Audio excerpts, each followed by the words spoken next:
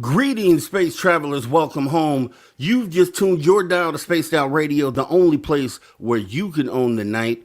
I am your host, Mr. Rob G, and we'll be going ahead and broadcasting to you on our terrestrial affiliates in North America and digitally on TalkStream Live, KPNL, and Odyssey Radio. Remember, you can access our archives for free at youtube.com/Spaced Out Radio. Our website is Spaced Out Radio, where the options are endless. You can stay up to date with the SOR Newswire. Get yourself some officially official Spaced Out swag, plus rock on out to some Bumblefoot and so much more. We have another awesome show tonight. Happy Sunday. Glad that you guys can be with us tonight. We are on the last day of After Hours, right before we get into the week with Dave Scott, Monday through Friday. Once again, we do this 7 days a week here, Spaced Out Radio. We attempt to bring you the best content that we can, and tonight is no exception. We will be bringing in our guest tonight, Margie K and Debbie Ziegelmeyer, talking MUFON, remote viewing, just a plethora of other things that we'll be jumping into tonight. And your questions are important, so we're going to make sure that we get your questions. Just make sure whenever you have them, we may not address them right at the moment, but they will be asked at the end of the second hour. So make sure to put those in all caps so we can go ahead and get those in. So let me go ahead and take a look at who has come in and who takes the gold, the silver, and the bronze position tonight. I know Race Fan may have sent this to me, so let me go ahead and see what Race Fan says. I got to go with Race Fan says, man. Race Fan is on top of it, and it looks like Race Fan is going to be the gold winner. Always the gold winner for sure. So we got Race Fan with gold. We got Light Walkers bringing in that silver, and we have Jennifer Patterson coming in with the bronze. So Race Fan says, good evening, Rob, and First Wrench in, like always, Race Fan. You're always on time, and we do appreciate that. We do appreciate your support, and yeah, we just love it. So we also have Light Walker saying, hello, Robbie G and SOR friends. Looks like another fantastic show tonight, and you couldn't be more correct. Let's see, Light Walkers, we have Jennifer Patterson. Good evening, everyone. Remote viewing is one of my favorite topics. Let's have fun riding the Woo train tonight. And yeah, I'm totally intrigued with remote viewing. You know, we always talk about the capabilities that we have that are that we haven't unlocked, and you know, we'll get into it. But there was a time when in my life when I didn't think something like that was possible, and I thought that was probably on the far end of things. But the more that we find out and the more that we uncover, and from my own experiences, anything ends up being possible, and that's kind of what we're seeing here. So thank you for coming in, Jennifer Patterson. We do have a Mothman sighting saying hello, everyone, throwing up the horns with the alien head emoji. Welcome, Mothman. Thank you for coming on in. We appreciate you. We have Violent Wisdom. So looking forward to this. Okay, that's what I'm talking about. That's the energy. That's the energy that we want tonight, and I do appreciate you coming on in, Violent Wisdom. If you are new, I definitely want to just welcome you to Spaced Out Radio, and thank you for coming on in tonight. Like I said, 7 days a week here. We put on great shows, and we would love to have you here, so thanks for coming tonight. We do have Nicola Perry Jr. Greetings and salutations, fellow space travelers, and Mr. Rob G, the man with the Sunday night plan. Okay, I'll take that. I'll take that, Nicola. Definitely, and I do appreciate you coming on in. Thank you so much. We have Roger Murray dropping some facts on us, like always. February 9th, 1964 through 2024, 60th anniversary. The Beatles on the Ed Sullivan Show. Nice to know, man. Definitely appreciate that data. Let's see, who else do we have coming in? We have Carl Bittner saying, hiya, Rob, and all of you spacey after hour spaced out peeps. Thank you for coming on in, Carl Bittner. Thanks for joining us. We should have a great conversation tonight. It's always about learning and, picking up new data, trying to put these puzzle pieces together. And I think tonight's conversation, we will definitely be doing some of that. So let's see. We also have, Lars Jansen. Lars Jansen saying good morning all. Say good morning to Lars Jansen. Good morning, Lars Jansen. Thanks for joining us. Let's see who else we have. We have the Wildberry Candy Co. Good evening, everyone. Good evening, Wildberry Candy Co. Thank you for showing up. Thanks for joining us. We appreciate you. We got Kurt M saying hi all. Caps hi all. So it's a little louder than I'm doing it now. But hey, Kurt, thanks for coming on in. We appreciate you. Catherine Jones, hi everyone. Miss Catherine Jones, thank you for coming on in. We do appreciate you showing up tonight. Spaced Out Radio After Hours. Who else do we have? We have Paula Faust with the Spock hand. That's the Spock hand with the alien head emoji saying hello everyone. Hello, Paula Faust. Thank you for coming in. Let's see. We do also have Jessica McCreary saying hello everyone. Hello, Jessica. Thanks for joining us tonight. Appreciate you. We do have Laura Lobbs. Laura Lobbs saying hello, hello. Right back to you, Laura Lobbs. Thank you for coming on in tonight. Let's see. Who else do we have? We're getting down the list. And we have Paranormal Pixie Laura saying hi, everyone. Hello, Paranormal Pixie. Thank you for coming and joining us tonight. We have Christine, and she's saying, it's Robbie G time. Yeah, it's after hours time. We're going to have, like I said, great guests tonight. Great conversation. We always have great conversations, but it's always intriguing to be able to talk to different individuals and add to this puzzle that we're putting together. Because I think, there'll be a point where where we've laid all the groundwork for this, and we have so much data that is just that you can't say anything about it, right? That you can't deny what it is that we're dealing with and what we're going through here. So thank you, Christine, for coming in. We do have Van Gold saying, hey, SOR family, we are family. Van Gold, a.k.a. Lovey Love, a.k.a. Dr. Love. Thank you for coming on in, Van Gold. We do appreciate you. Thank you.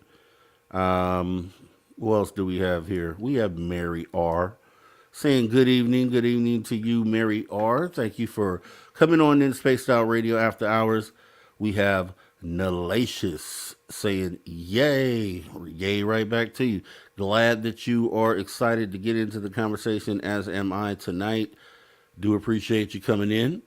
And we got Robin M saying, hey, Rob.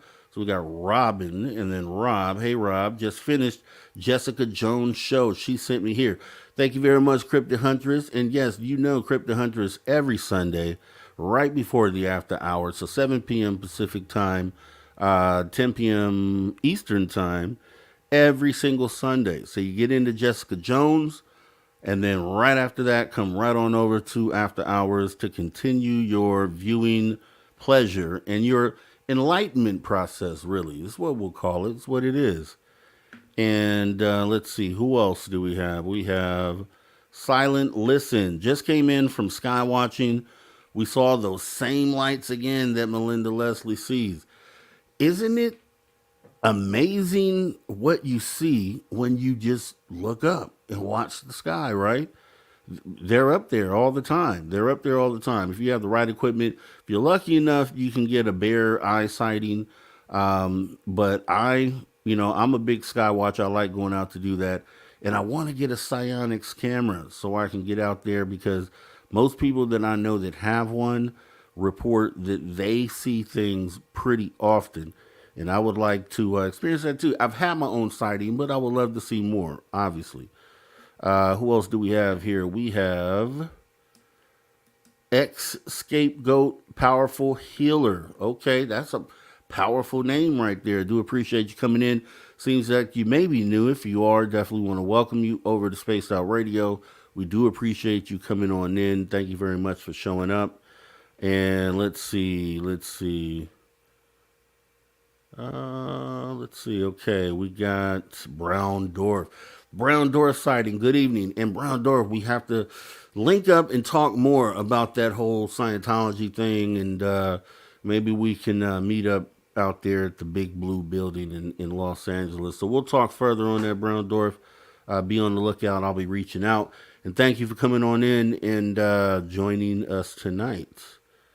Let's see. We have Facebook user. Okay, we're getting it started. This Facebook user has stepped in the building saying, hi, Rob. Watching you on both Facebook and YouTube. Awesome. Double the views, double the viewing pleasure. Hopefully double the enlightenment and double the intrigue as we have double the guests tonight. So that's just the theme for the night. So should be pretty awesome. Can't wait to get into it, guys. Who else do we have? Paul Damon. Paul Damon saying, good evening to all. Good evening right back to you, Paul Damon. Thank you for coming on in. And we got, let's see, Alex Sanchez saying, you're. Okay, I like your. Says it all in one word, your. I got it. Appreciate you coming on in, Alex Sanchez. I do appreciate you supporting Space Out Radio.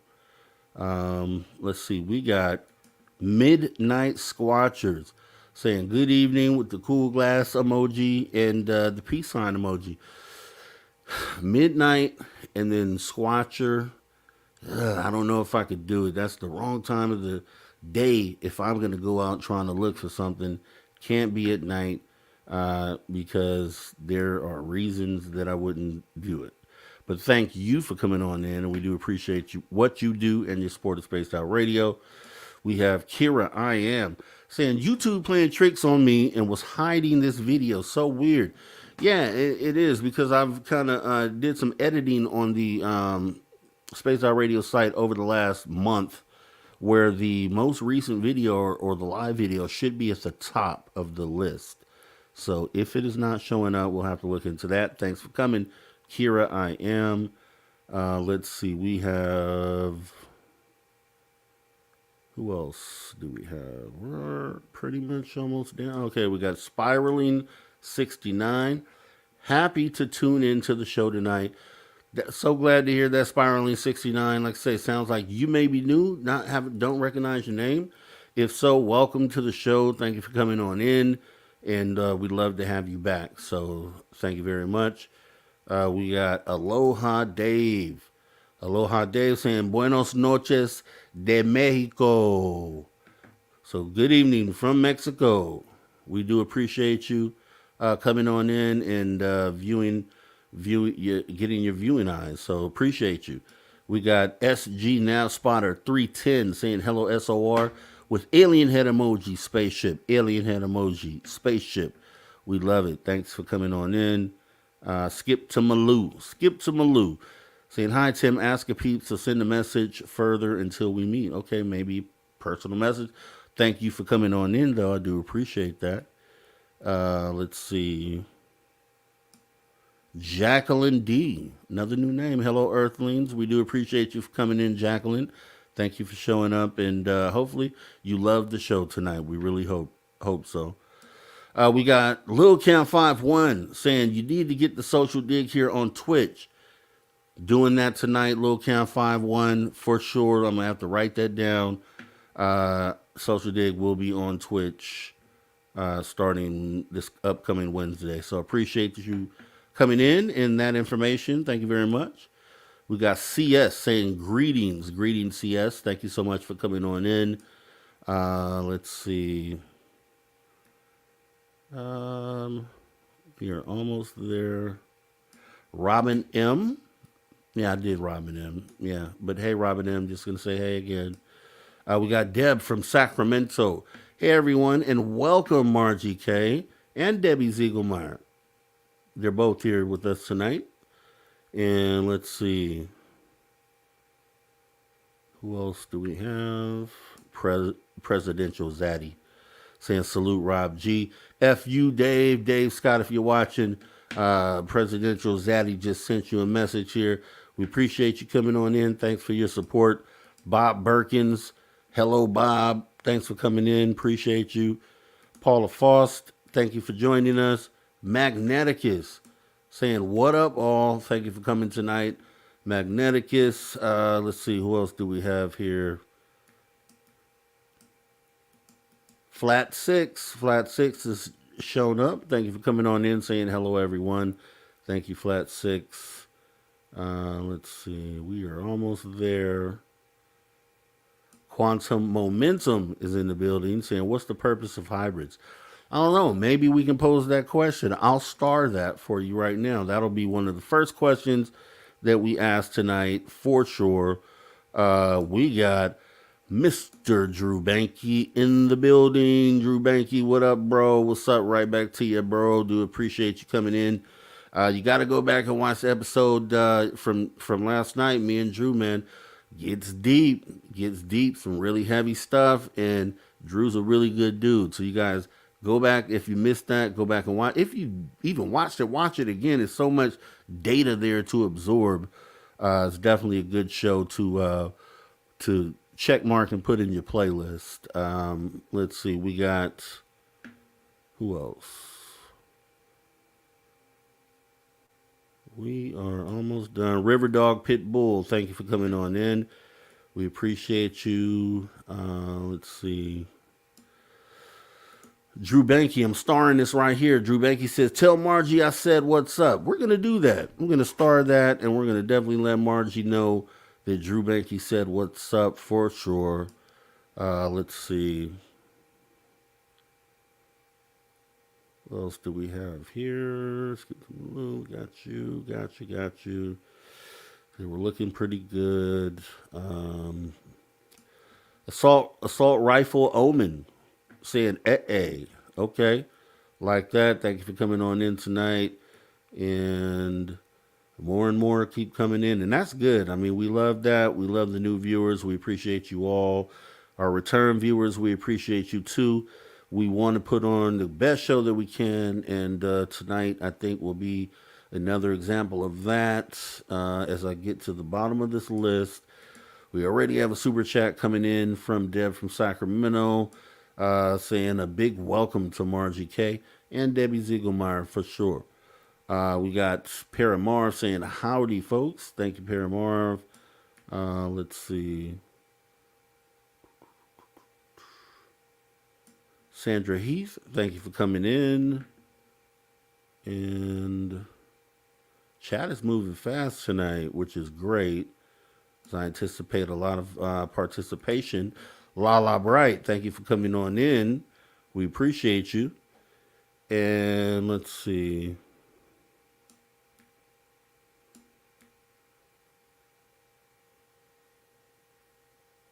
Okay, yeah, looks like that is current. Bob Berkins, yes, we got you.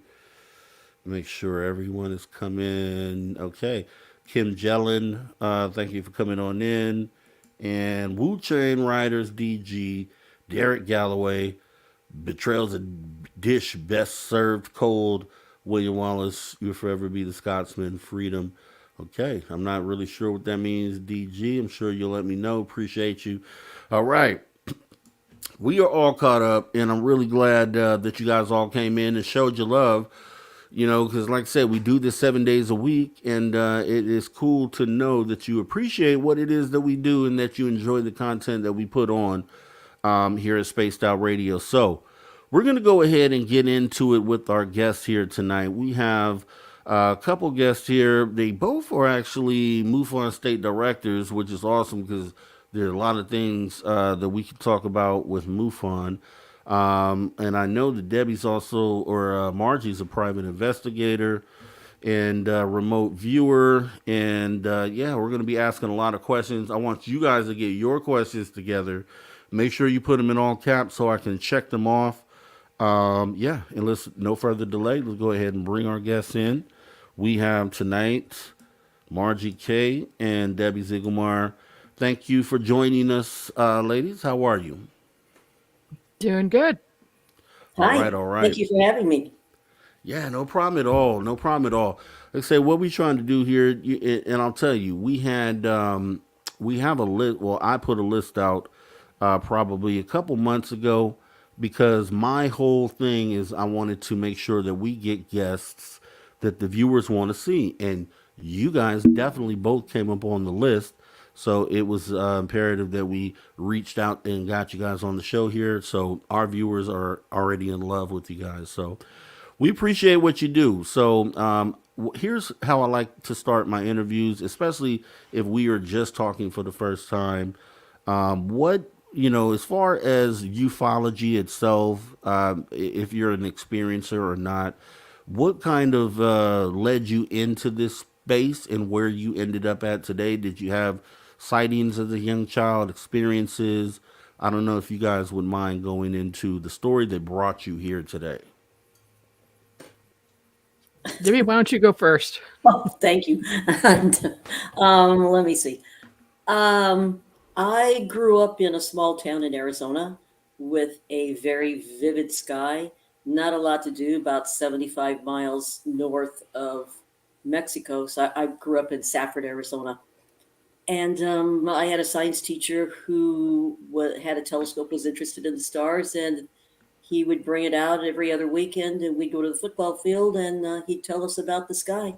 And I think that's kind of what really piqued my interest in stars. I'd sneak out in the middle of the night, climb up the wall, and lay on the top of the garage roof and watch the stars and dream about what was out there. Mm. Yeah, it's pretty epic, right? When you're laying on your back and you have a real clear sky to look at, and it just seems like it's 3D, like you can almost reach out into it, and that's an amazing visual right there. How about you, Margie? What kind of got you into this? Well, as a young child, I also was always looking at the stars. And when I was about 15 years old, I was sitting on my porch late at night by myself, and I looked up and I just thought, where am I from? Because it's not from here.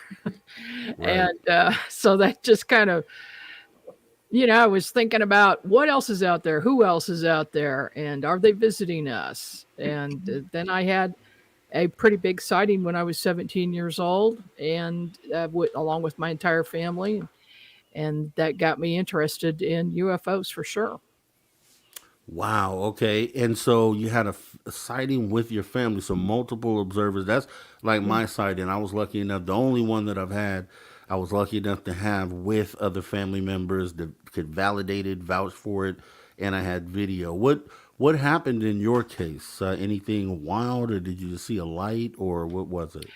We were driving to Texas, and we were driving from Kansas City, and we had hit Oklahoma when somebody, I don't know who, in the family said, "Oh, what is that?" I was driving the car. My mother was in the passenger seat, and my brother and sister were in the back seat. And we all looked over, and to our right, not very far away, you know, I probably within 1,000 feet, is Wow. this Yeah. large cylinder, a silver cylinder with no windows, no tail. We're looking for everything. And my mother says, that's got to be a plane. Well, it has no wings or tail. So what is it? And so I sped the car up to about 85 miles an hour. It paced with us, and I slowed way down, and it slowed down. And the next thing we knew, and this was about 3:30 in the afternoon, daylight, right, in the middle of summer. Next thing we knew, it was dark, and we were at a motel, and none of us knew how we got there. That sounds wild Yeah. right there. I've often wondered because I'm a person that experiences sleep apnea and things like that, and obviously we could write off just waking up somewhere at a later time to something like that. But I've often also wondered if any of those events may have been some sort of lost time sort of situation like what you're explaining. This year, 2024, I vowed that this is the year for me for regression just for those very reasons. Hmm. With you both are state directors for MUFON in Missouri. Is that correct? Okay. Debbie's the state director, and I'm the assistant state director. Oh, nice. Okay, From so Missouri. great. So we have some real good questions. I mean, and I have great questions for MUFON, but I would want to know. Obviously, this probably your citing, your experiences are the reasons why you were led into wanting to investigate the phenomena. I guess I don't know if you could kind of fill us in on what made you decide to actually take that step to become what you are within MUFON. Um, well, let's see. What makes it even more interesting right now is I have a Psionics Aurora Yeah, camera. I want one. I want one bad. I have Yes. had this since Christmas of 2018. And Margie could tell you some of the things that we have picked up on this camera. I have some phenomenal unidentified objects. What got me started? Um, I've had several sightings over the years. The first one was probably 2000. Let's see, when I went in 2000, it was a 1979, and then 2007 another sighting. Um, and then that's one reason why I got involved with MUFON. And then since MUFON, it's just been incredible. I mean, Margie and I in 2011 went through a UFO flap, and together the two of us have gotten into more trouble. we end up, when the two of us get together, we end up with vortexes and missing time and sightings. And if you want to see something, you come to Missouri and you hang out with us, right, Margie? Yeah. I mean, Yeah, that's for sure. if you want to give him some more detail, but we could Yeah. go on here for hours, and you wouldn't believe the things that we have experienced. Yeah, and that's kind of what I wanted to get into too. So I mean, you're more than welcome. I mean, being especially being at the level that you guys are at within MUFON for your state, um, it would be intriguing to know. I mean, because you're on the inside there, and I'm sure you looked at your bio. You've investigated. You both have investigated so many different sightings and cases. And what I guess what would be one of the things, if you're able to tell, that you came across as an investigator that really blew your mind or maybe even scared you to like, whoa, what is this? Mm. What's really going on? Do you have any of those? Mm. Oh, yeah. I think we could talk about that one in Versailles, Debbie. Oh yeah. Yeah, she and You- I went on that. This was a close encounter with a family of three, with, I mean, very, very close encounter, and ETs on the property, a landing site. Debbie went to the site with the homeowner of the landing and found evidence there. You want to talk about the evidence that you found? well, first of all, he and actually there was He had an older son, but the older son, I think, 17, wasn't interested. The mother wasn't really interested. The 10-year-old boy and the father, both about 1:30 in the morning, looked outside and they could see what looked like an upside down triangle flashing. So when Margie was interviewing the mom and I believe the little boy, Yeah. I went with the father and he had his dog with him, and he said, "Well, I was about 50 feet to the back of the yard over to the right. There was a small creature, maybe about 4 foot tall, standing. He had something in his hand and a bag sitting on the ground in front." And I said, "What made you notice him?" And he said, "Well, deer stampeded by, and my 10-year-old son and I looked over, and that's when we saw him." So I looked at my son and I said, "Run." And I turned around and he was already headed back to the house. So Right. and then they watched from the back porch, and he was telling me about where this craft was. So he and I went to walk out in that area, and the dog was following us. And we got to where he said the small creature was standing. The dog backed off and growled a little bit, and then made a big circle around and wouldn't walk on that area. And what was this, about 2 days after the incident, I believe, Margie, about 2, 3 days. Mm-hmm. What I saw out there was a patch of ground that was probably like 6 foot by, I would say, 4 foot square patch of ground. And the leaves had not only been pushed away from it, but the ground was moved. And it seemed like all the grass was sucked up. You could just see all the little holes where grass were. And it was cold out. Yeah, so it's not like there was anybody trying to mow or anything. This is out in the back of the woods, so something had been there. And Hmm. I had an old Geiger counter at the time, one of those old civil defense. Now I have a very good Geiger counter, but my compass had a false north. It was not even pointing north. So I found that out there, and then he showed us an area where there were balls of light that were dancing around. But that was interesting, to say the least. I mean, well, then we stayed at Yeah. night, and Margie and I were filming. You could tell about the picture you got, but at the time I had my old Sony Handycam, and with Hmm. the little cassettes. And he said, "There it is. There's a light." And as I went to film, there were lines going across it. There was interference, and we had a helicopter circling us. The neighbor also saw something going Yeah. on. So I mean, there was a lot going on it. This gentleman, I walked out with about a quarter of a mile, and we ended up someplace way off, and had to call and have Margie come get us. Yeah, that Wow. was weird.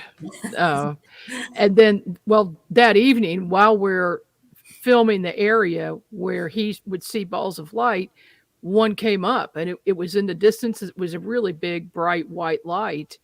And as soon as that came up, I had a really good Sony video camera on a tripod and a good camera. I was taking pictures, the camera was on, and I had, of course, charged my batteries before I left the house. And I watched the battery just go zzz, all the way down, drained. Right then, I got a few shots off, and that was it. There was no batteries. I went to go get extra batteries. They were all dead. And Yeah. we're watching this light for at least 30 or 40 minutes. And it just slowly, slowly moved across the sky horizontally, not in the direction that stars would. So it wasn't stars moving. We noticed it was just in a straight line horizontally. So there was still things going on a few days after that main sighting. And what's really sad was he and his wife had bought that property, and they were going to build a house on it. They had just a small house. They were going to settle there for the rest of their lives, raise the children in that area. And it was just a few months later, and he was just scared so badly, they sold the land and moved. So this does happen a lot, that Mm-hmm. they just aren't comfortable there anymore. So with that being said, I mean, okay, with that case, you have a being there. Are there other? I mean, is this a common thing? Do you get a lot of reports of actual beings on the scene, or is it mainly just UFO sightings within MUFON? What would you say we get a year? We get a lot of, well, we have maybe a couple hundred sighting reports. we'll get a lot of things that are maybe Starlink, Mars, Venus. Not so much anymore. People pretty well know their skies now. We may get what, 6 or 8, maybe? You think more than Margie? You usually get those. No, I'd say no more than 10 a year where Right. there's an actual being involved. Right. And some people see, a lot of times people see 3 at once. This seems to be a thing where they travel in 3s, Yes. but occasionally just 1.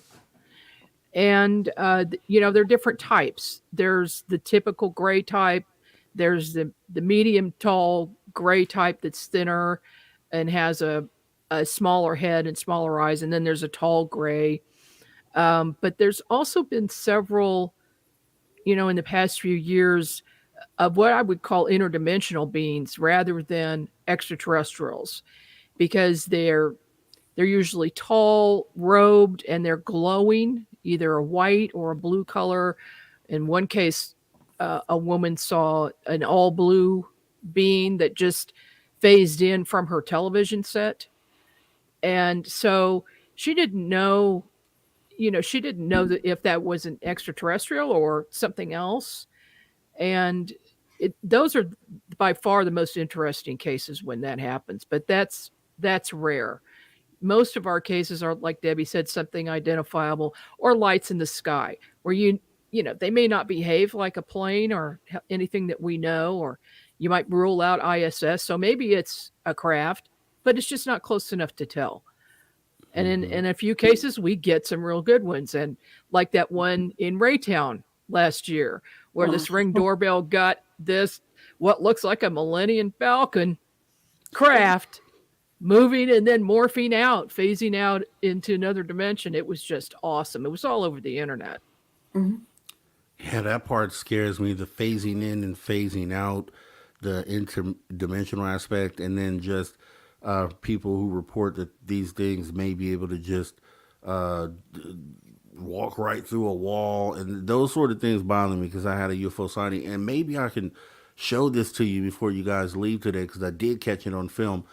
And with, the knowledge that you would both have from covering so many cases, you are able then to be able to put together what the most common things are about sightings. And I guess if you had to sum it all up, if you looked at all your sightings and you said, okay, this is probably what's going on based on the things that you've gone, like for instance, particular type of crafts, the most common type of crafts, how they most commonly interact with the experiencers, and then potentially even the type of beings based on the reports that might be in these. And then if you even have this data, maybe what the intent are of these, or what these experiencers feel like the intent is. Have you gotten to a point yet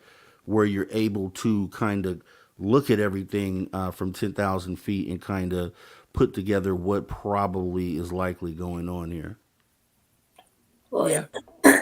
not necessarily one type of craft or another. Margie can tell you this, that we had probably 3-4 months in my area. I live in the St. Louis area, where we had people that were reporting the tic tac, large tic tac, maybe 30 foot long. A couple of them were police officers.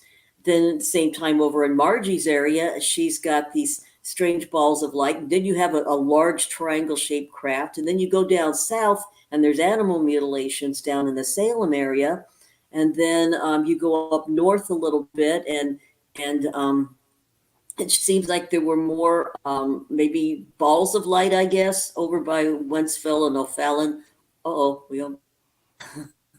So it changes a lot of times. In the same area, it's maybe the same. Sometimes it's the same thing across the state, and then other times we have a rash, where it's triangle shaped craft, and then we have a rash of different things happening. But it seems like they're more, I guess, confined to one area. Wouldn't you think that if we have a a large amount of the same type of craft. It's all in one area at one time, and then there's something else going on. Very seldom is the same thing going on across the whole state. Yeah. Yeah. Just in April of 2022, we had a rash of sightings of a very strange craft that was extremely long, very thin in height, and had square windows. And this was seen in Liberty, Excelsior Springs, Kansas City, Blue Springs, and then south. And then we followed several along I-44. And this is, I'd say, the only time we ever had so many sightings of a strange object like that. And there were multiple objects, because we don't believe that they could have been in two places at the same time, although, anything's possible. But it looks like, and the weird thing about this was that almost all of the witnesses said that they felt like they were being observed by like tourists. Like whoever were in these craft were in the windows looking out, and they weren't that far away. In one case, one was only 60 feet away from the people. Wow. So they're that close. And oddly, at the same time, right around the same time, Starlink went over. So we were able to identify the Starlink satellites, and it was a new type that is much lower than the older ones. So they look close and they look big. But that we can't confuse that with the ones that were so close. And then nothing since. Nothing like that before or since ever that I know of. Debbie, do you know of any like that? No. I don't think so. No, I hadn't really heard of that before. And it was all more centralized to your area, more mid-Missouri west. Yeah. And maybe some to the south, but I don't think we got any of that in the St. Louis area. I don't think so. And then we have in an area by me, it's probably about 35 miles from me. We've been investigating since 2018, and Margie was the very first investigation, where there's these strange balls of light that several neighbors, in fact, we've had a TV crew that they filmed a TV show about it even, but there's balls of light, there's creatures swimming in the water, there's alien craft seen, smaller ones through the trees.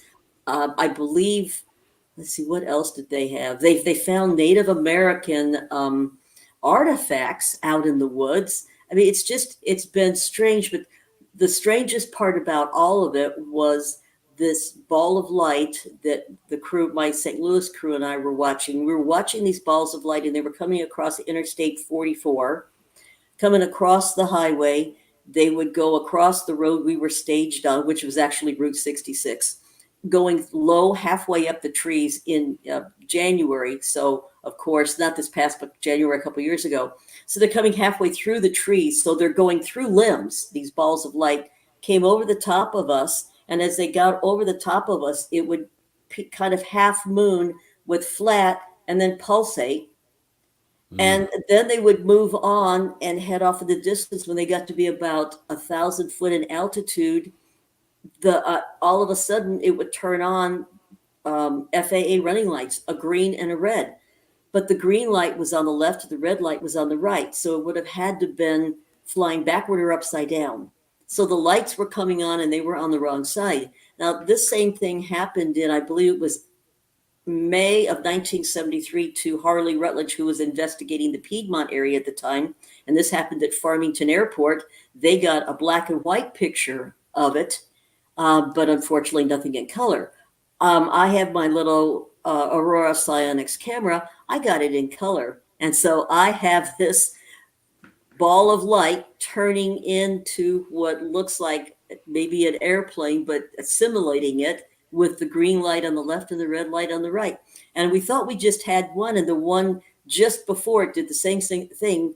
And then it kind of phased out. And so I have two of them on videotape doing that from these balls of light. And we would watch with that camera, we could watch the balls of light coming up and going off. And then a little while later, they were just almost one just after the other. I have no idea what they were, but we've kind of triangulated them, and we think they're ending up about 5 miles away. And so we've got 4 sites that we've worked on there. Margie, you were at site 1. We were on a sandbar. We had a creature jump in the water behind us. Just a small creature. Yeah. Uh, And another investigator who was with us, Jean Walker, huh. we had her night vision binoculars. She was looking through them, and she saw a Sasquatch walking in the woods behind us. Man. And this is all Oh, the and same. then the fairy that I saw. Oh, This that's is right. You on the saw the same. fairies. Yeah, the same. We were on the sandbar, and Debbie and I decided to go to get a closer look at something to see if there were house lights that were being misidentified as UFOs. And so we took off, I think in her Jeep, and we left everybody behind on the other side of the sandbar, got out, and we're looking, and we determined that a couple of the lights were actually house lights. They were those dusk to dawn lights outside.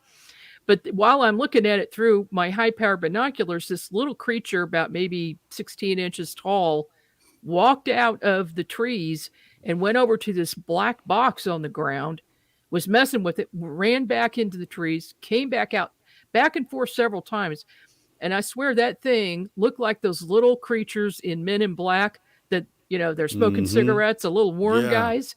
It looked very similar to that. But what I heard in my mind was fairy. Okay. And I don't know. But as a remote viewer, sometimes I pick these things up, psychically, and I'll pick a message up. And that's what I heard. And I just thought that was really weird because of all this stuff going on there. I mean, we haven't even talked about half of it. Oh, the second time I went back, the homeowner was talking about glows in the water. And he said, well, I went out at night and, I guess it was maybe 7:30 at night because, in the wintertime, it's dark earlier. And there were balls, glows in the water. There were 3 of them about the size of beach balls. And there was 1 in front and 2 to the back. And he goes, well, there's some of those glows right now. Well, I had the old camera, the old Sony camera, not my UnX. And I really couldn't I picked up the glows, but not real well. And then I was watching it, and the front glow got smaller and smaller and smaller and smaller. And then all of a sudden it popped up at the top of the water. It looked like a silver metallic ball, flashed and almost like blinding, and then went back into the water. It was a glow. So he took his 1,000,000-watt flashlight and put it on these 3, and it looked like alligator heads, 1 in the front and 2 toward the back. And he kept it on quite a while. And then the light, I guess, finally bothered them. And then they all in unison, they just kind of moved down the river and they went behind some trees. So I contacted the forestry. I contacted, oh gosh, just, I guess nature preserve. I contacted just about everybody that would have anything to do with tagging fish or anything. And I said, okay, do you tag fish in the Merrimack River? And they said, no, we don't. And I said, do we have alligators in the river? And she goes, oh, no, we don't. So I talked to a gentleman and I said, is there anything that you tag? Gar, fish, anything? He said, we do not tag anything, especially something with a light. So these people are seeing these creatures swimming around. I went back another time after that, about 2 weeks later, and the homeowner took me to a field across from that cove where I had seen them. And there were all these little straw huts that were maybe waist deep, waist high to me. I'm 5'4", and I took up a whole acre. And I thought, well, maybe, there's beavers or muskrats or something have built these little huts. And it was just out of straw little huts with a swirl in front where they would go in. But there were 2 of them that were way taller than me. And I thought, okay, that's an awful big beaver or awful big muskrat. And there was a whole field of them. So there is something definitely going on in that area. And we're still investigating the area. That's why I'm being a little vague as to where it is. But we have Marley Woods, another area that's probably like a Skinwalker Ranch area. You should tell them about Blue Springs and Bob and that area. The Bob lights. In 2012, right after our big flap that we had here in Kansas City in October of 2011, which was the most crazy time we've ever had. But in 2012, we had a rash of sightings in Blue Springs, And I was called, I was assigned a case. I spoke to the witness. I said, I can't come out there tonight because I had another case I was planning to go on. And I got a call the next day from a news station, and he said, are you going out there tonight? And I said, yeah. He says, well, I'm going to meet you there because he was there the night before. And he said he saw some things. So I said, okay, I'll come out. So I'm just thinking they're seeing Venus or something just from the descriptions. Well, they didn't go into great detail about it until I got there.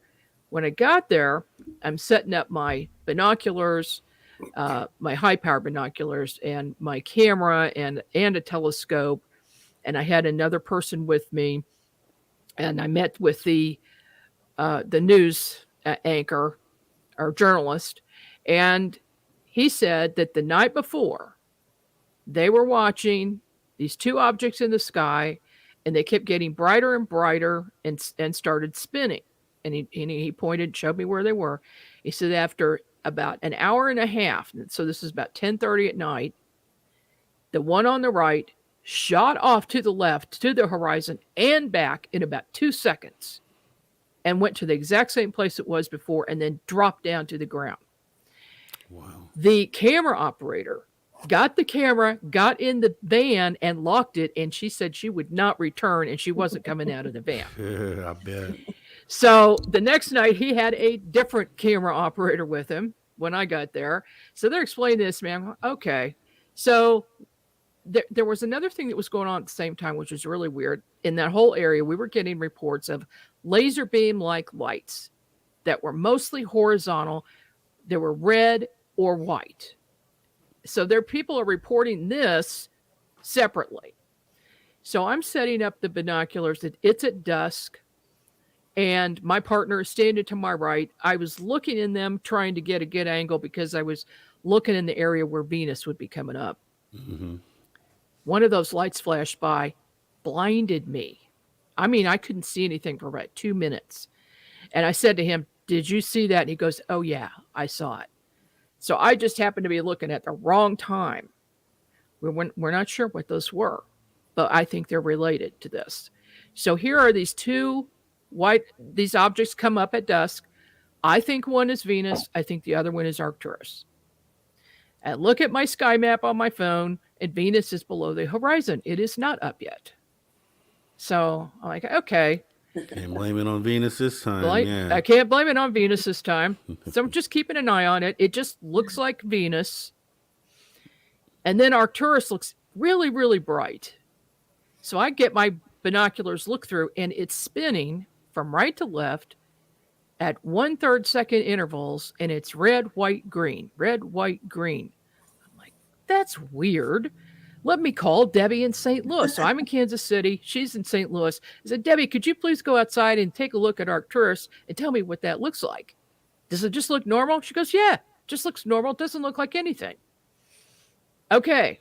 So now I'm realizing it might be a pseudo star, which is something that we've found happens where there's a UFO, but it's right in front of a star or planet so that people looking at it aren't going to pay attention.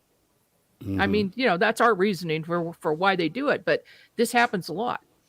So about as it's getting darker and darker, these things are getting brighter and brighter. And they're also the very first thing you see in the sky as it's getting dusk. So they're very, very bright. Then I turn my attention over to what I think is maybe Venus. And I look through the binoculars. Now, realize the whole neighborhood's out. There's 20 people out there watching this with us and the news crew, and they're filming me. Wow. Okay? While I'm doing this, I look in the binoculars and I see a super bright light that's spinning with 3 colors, just like the other one. But this one has a silver grid around it, like a big, big silver metallic grid, and it's shadowy on the outside and it's super bright on the inside coming around the sides from that bright light. And my reaction was, oh my God. So everybody turns around and looks at me, including the news. And he says, what did you see? So I just thought very quickly, I don't want to panic the whole city of Kansas City right now. So Right. I'm going to say, oh, I've never seen anything that bright. And they'll go, oh, and they turn back and look. So after that event, I found out the other object was over what I believe is the Lake City Army ammo plant. And that is a place where a lot of strange stuff has happened. And it usually involves people have seen these orange fiery balls of light dancing around there on the streets at ground level, going through parks around that area. And of course, it's very restricted. You're not getting on the place, but you can get near it. Well, there's a park that's not very far from there. So I took a whole bunch of people out one night. We all brought our telescopes and everything and stopped at that park. It's very dark, so there was no light to distract us. And we watched, and sure enough, that thing returned. And this was just a couple of nights after this event in Blue Springs. So Blue Springs looks in the direction we were at was looking right over at Independence, over Lake City Army ammo plant. And sure enough, that thing appeared right over the plant. And we were watching it for a while, and my husband and other people were saying, oh, that's just a planet. It's not anything. And then all of a sudden it shot straight up in the sky and was gone. Jeez. So that is crazy.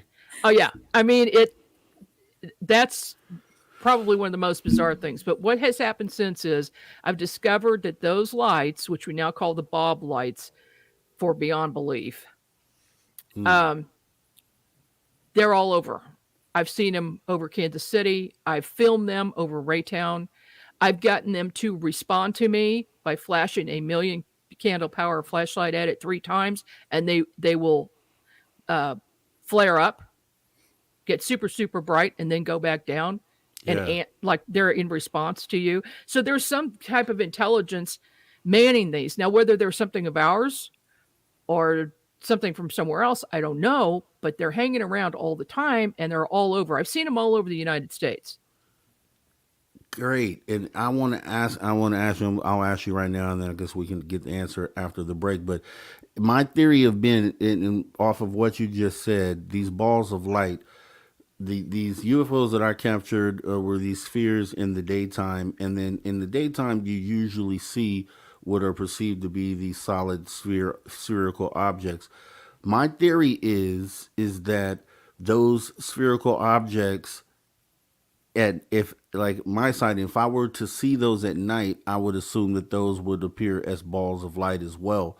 Are you finding that these balls of light are actually physical things that glow, or because some people think that they're just balls of plasma? So that question, and then you referred to situation where one of these balls of light would have assumingly been trying to blend into the stars, essentially to fool us, you would assume. And I have a theory about that too. I think that they do that for sure. And a question I would have is, have you had a sighting, or have you noticed that these things do like a mimicry where I think that they mimic, because some people say, oh, okay, these are FAA pattern strobes, but I'm under the belief that it's very easy for them to mimic those patterns if they wanted to. So, and then a lot of people write these off just based on that because they're FAA pattern strobes. But I'm just like, okay, if I were an ET ship coming here and I wanted to blend into the sky, then I would mimic the other things that I see in the sky, which would be planes. I'd mimic the light pattern. Very easy to do, right? Are you noticing things like that? You're I exactly have a question. right. Well, yeah, I have a question. These craft, they're highly intelligent beings that are flying, and why do they have any lights at all? Why do they have color lights? Why do they have a white light and then even turn it into just fly around in the dark? I think they want us to see them. Yeah. Because they don't need lights. The lights don't serve any purpose. not the lights that we've seen, do they, Margie? They don't seem like they serve any kind of a purpose. They're not seeing where they're going. They're so intelligent. They can navigate around through, in and out of dimensions, or through wormholes, or around our solar system or universe. What do they need lights for? Well, one time I was really pondering that question, and I just remote viewed it, and I asked, and sometimes they will answer, and they actually showed me the inside of a craft with a hollow center, and they said that their propulsion system that they use when they're close to planets is different than the one they use to travel through space. Mm. And a side effect of that is photons. So it's something that's created by their propulsion system, and they some of them anyway use that, and that's why we see light. Okay. Yeah. So we can jump down that rabbit hole because I'm totally under the belief that it just makes me upset because when I hear a skeptical opinion and you lean on something saying because they're blinking in this specific pattern that would be relatable to FAA strobes, that it just isn't a UFO based on that. It's got to be some sort of aircraft. But if we are talking about intelligences that are way beyond our intelligence level, that is the basic thing to do, would be to blend in, right? It's just common sense, I would think. But what we're going to do real quick is go ahead and pause for the cause as we get ready for our first break of the night. And we'll be back into some real great conversation here with Margie K and Debbie Ziegelmeyer of MUFON and of various other things. We'll talk in a minute. You guys hold tight and we will be right back.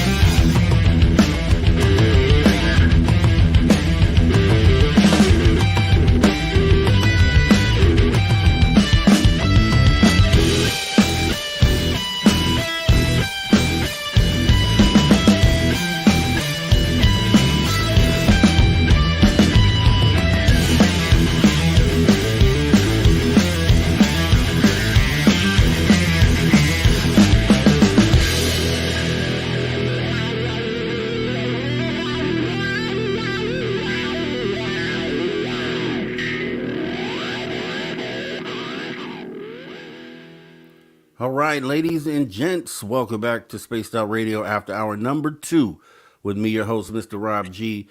And we have our wonderful guests tonight, MUFON's Margie K. and Debbie Ziegelmeyer. We were just getting into talking about some of these orbs and spheres and things that are in the sky. I had one question for you, and this is more of a question just because of my own sighting.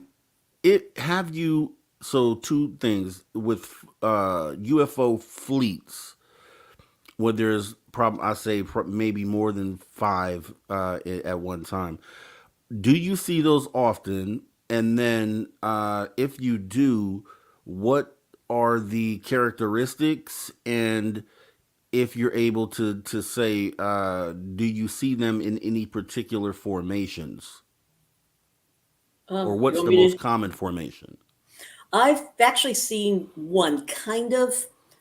My son-in-law and I, and it was my anniversary, which would be August 22nd, about 4 years ago, I guess. And we were sitting about 10 o'clock at night, beachfront in French Village. It's called Goose Creek, a little community. My daughter had fallen asleep and everybody else went to bed. And just my son-in-law were watching the stars. And I'm telling him, okay, well, there's Mars and there's Sagittarius. And then he said, what is that?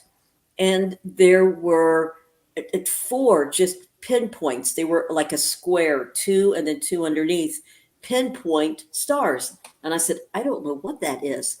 And they kept getting brighter and brighter and closer and closer. And he said, what is that? And I said, I don't know what that is. And then all of a sudden, they just split. The top 2 went in opposite directions like that. The bottom 2 went like that.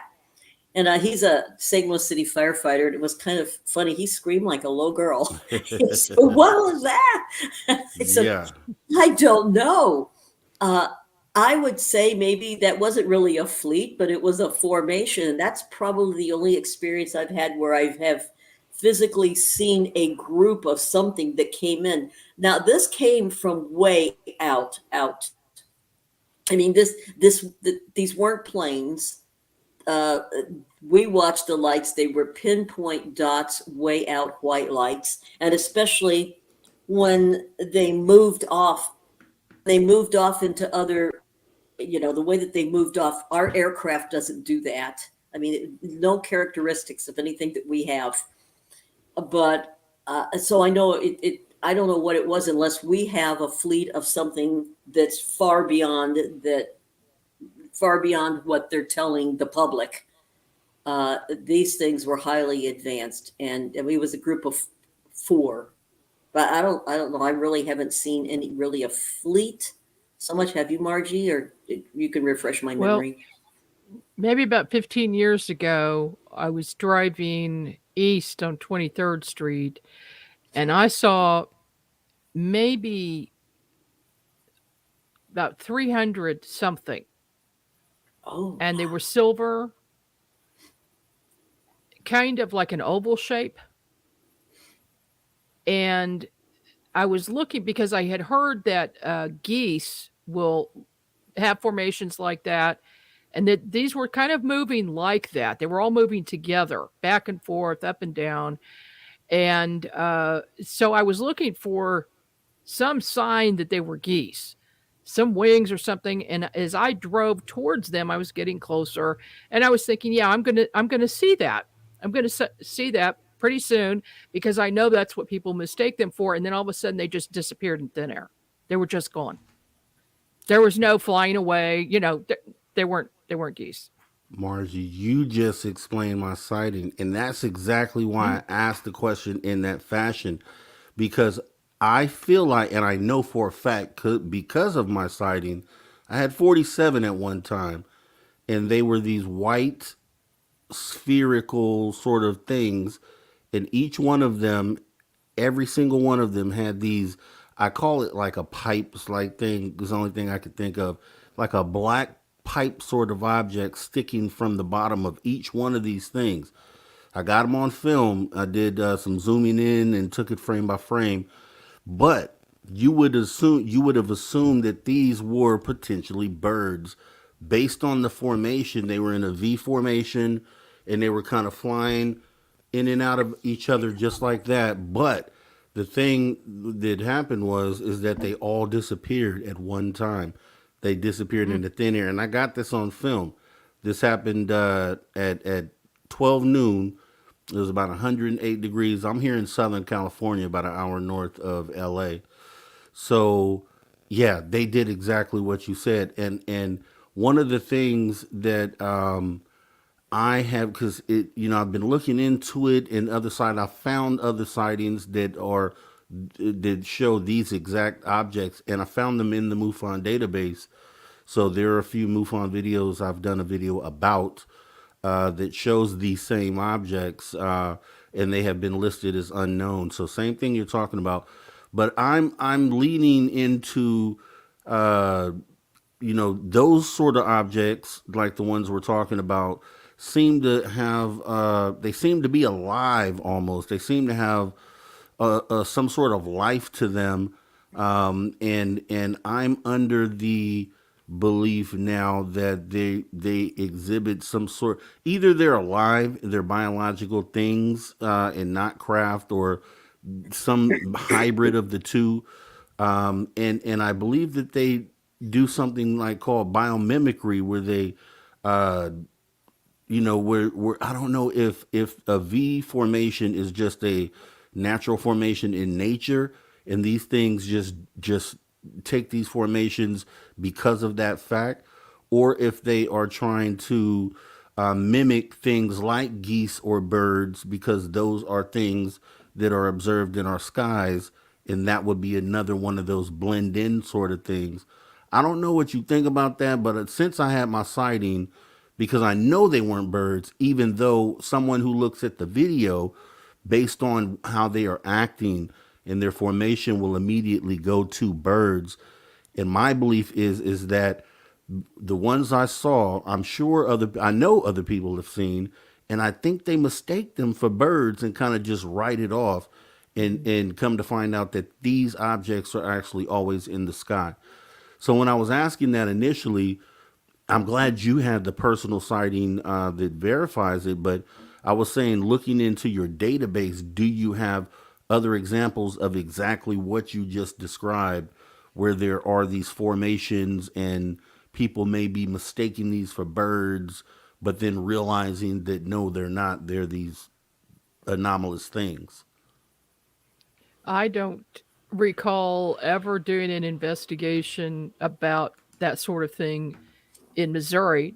Of course, MUFON's a big place. It's worldwide. So there very well may be some other videos. I'm sure, the ones you were talking about, that'd be something to look into. But I would like to see your video. And did you report that to MUFON? I did. Okay. I Okay. did. And this is where the frustration kicks in. And I've talked about this because MUFON, obviously, just like you said, is state to state, area to area, and it's going to be different depending on the investigators that are working those particular areas. So I did hand it off to an after doing some research on my own, because I was able to put together some things, and give this person some leads on, because I had done the flat flight data tracker, that and I took it back to the time and date that I had my sighting, and I found that there was a private pilot that was coming in on approach right in the same part of the sky where these things disappeared. They went right overhead and they disappeared at about 1 o'clock position. And there was a private pilot coming in from Las Vegas on approach who would have come right into that vicinity.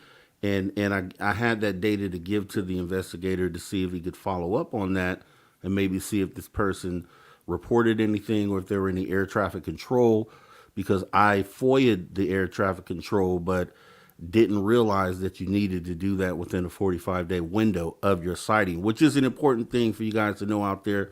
If you have one of these sightings out there and you're wanting to FOIA air traffic control for radar data or whatnot, you have a 45-day window from the sighting, and then they purge the information after that. So that was my situation. But I do want to show you the video before you guys leave today, because I just want to see if if with the hundreds of cases that you guys have looked through, if these particular objects are ones that you have come across. Because I want to say you probably have, because I know they're real objects and they have been cataloged by MUFON and other agencies in other states.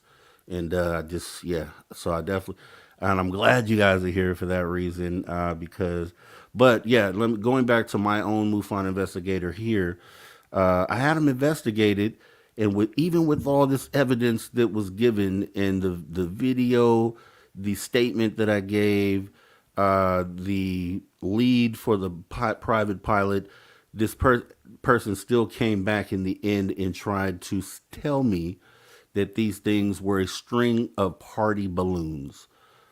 Party balloons was the explanation, but they weren't. They weren't balloons. They weren't drones. They weren't any of those things. I can say this with certainty. So I reached back out to the gentleman and said, hey, these things were real. I think you may just want to take a second look at this.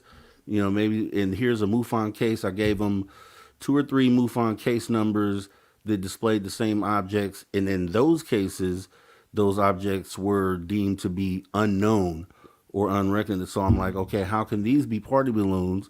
And I'm giving you videos of the same objects that were labeled to be unknown. But I think potentially this particular investigator didn't really do the footwork on it. And so I don't know what to do about that. I don't know if there's a follow-up process, or is there anything you could recommend about that actually? Debbie can address that. Right. Northern California, Southern California? Southern. Okay, Southern. Okay, Yeah. and I think I may know what was going on. How long ago was this? Reported this, it's actually been about a year. Yeah, last January. The Okay, sighting happened August 2022, and then I was doing my own research, and then I finally reported it in January of 2023. how funny. August 22, that was the same as my sighting. That other one, like 4 years, maybe 3 years ahead of yours. I can, if you can email me the case number and I can look Oh, into I it. sure can. Um, Yeah. I I know that they've changed. They had someone who was just overwhelmed with work and not feeling well at the time, overwhelmed with cases in the Southern California area. And there's been a different person that's taken over now, and Mm. including in that area both of my sisters. And so I have connections in your area, and I can have them take a look at that case again for you. Yeah, Awesome. Debbie sits on the board of directors for International MUFON as well. Oh, But I happen to lovely. have family in the area also, so Yeah. yes, I can, and I believe that the state director of Southern California is going to be my MUFON speaker for my Missouri group. He's going to come in a Zoom speaker for me third Wednesday of this month. So Okay. I know him very well, very nice gentleman, and I'm sure that wasn't him that took a look at that for you, but I know that he'll be happy to take a look at that again. Awesome. Awesome. Awesome. Because Sometimes we I'll just tell get you, a little overworked and overwhelmed, yeah, and it I can see happens. And that. I can understand that, and that's why I gave him the benefit of the doubt. Though I know what it was, I know what it wasn't, and I know it wasn't balloons. So to come back with that was kind of like, did you really do the legwork on it? But that's okay, because I'm gonna definitely take up your offer and send you the information and show you the video later, because here's my oh, are thing. we going to see the video? Not, I Yes, mean, you mean okay? You meant later on in the show? Okay. tonight. Yes, and so the my thing is that if these things are in these formations and they are this is obviously a situation where whatever this is didn't care about being seen and showed up in the daytime in some sort of formation, and it just runs through my mind, like, why would that be the case? Why would there be this amount? And you said, Margie, 300. That's just, I don't even know. They had a case in Mexico, Guadalupe, I think, back in 2012, somewhere around there, where they had hundreds of them, the same objects in the sky, floating across the sky, pretty famous sighting, Hmm. and these were the exact same objects. I feel like the objects that they show in the gimbal video when they say there's a fleet and they're going against the wind, I think that these are the same objects that they're talking about in that, because when it comes to fleets, and I've looked through the MUFON, I've looked through the New Fork, I've looked just online in general, and anytime you find fleets, they're usually these sort of objects. So with that being said, I don't have any way, obviously, to prove that, but I will say that if you look at the gimbal video, the little thing and it turns on its axis, and Hmm. it has like a little, it looks almost like a top, and then Hmm. what I told you about the pipe thing sticking out.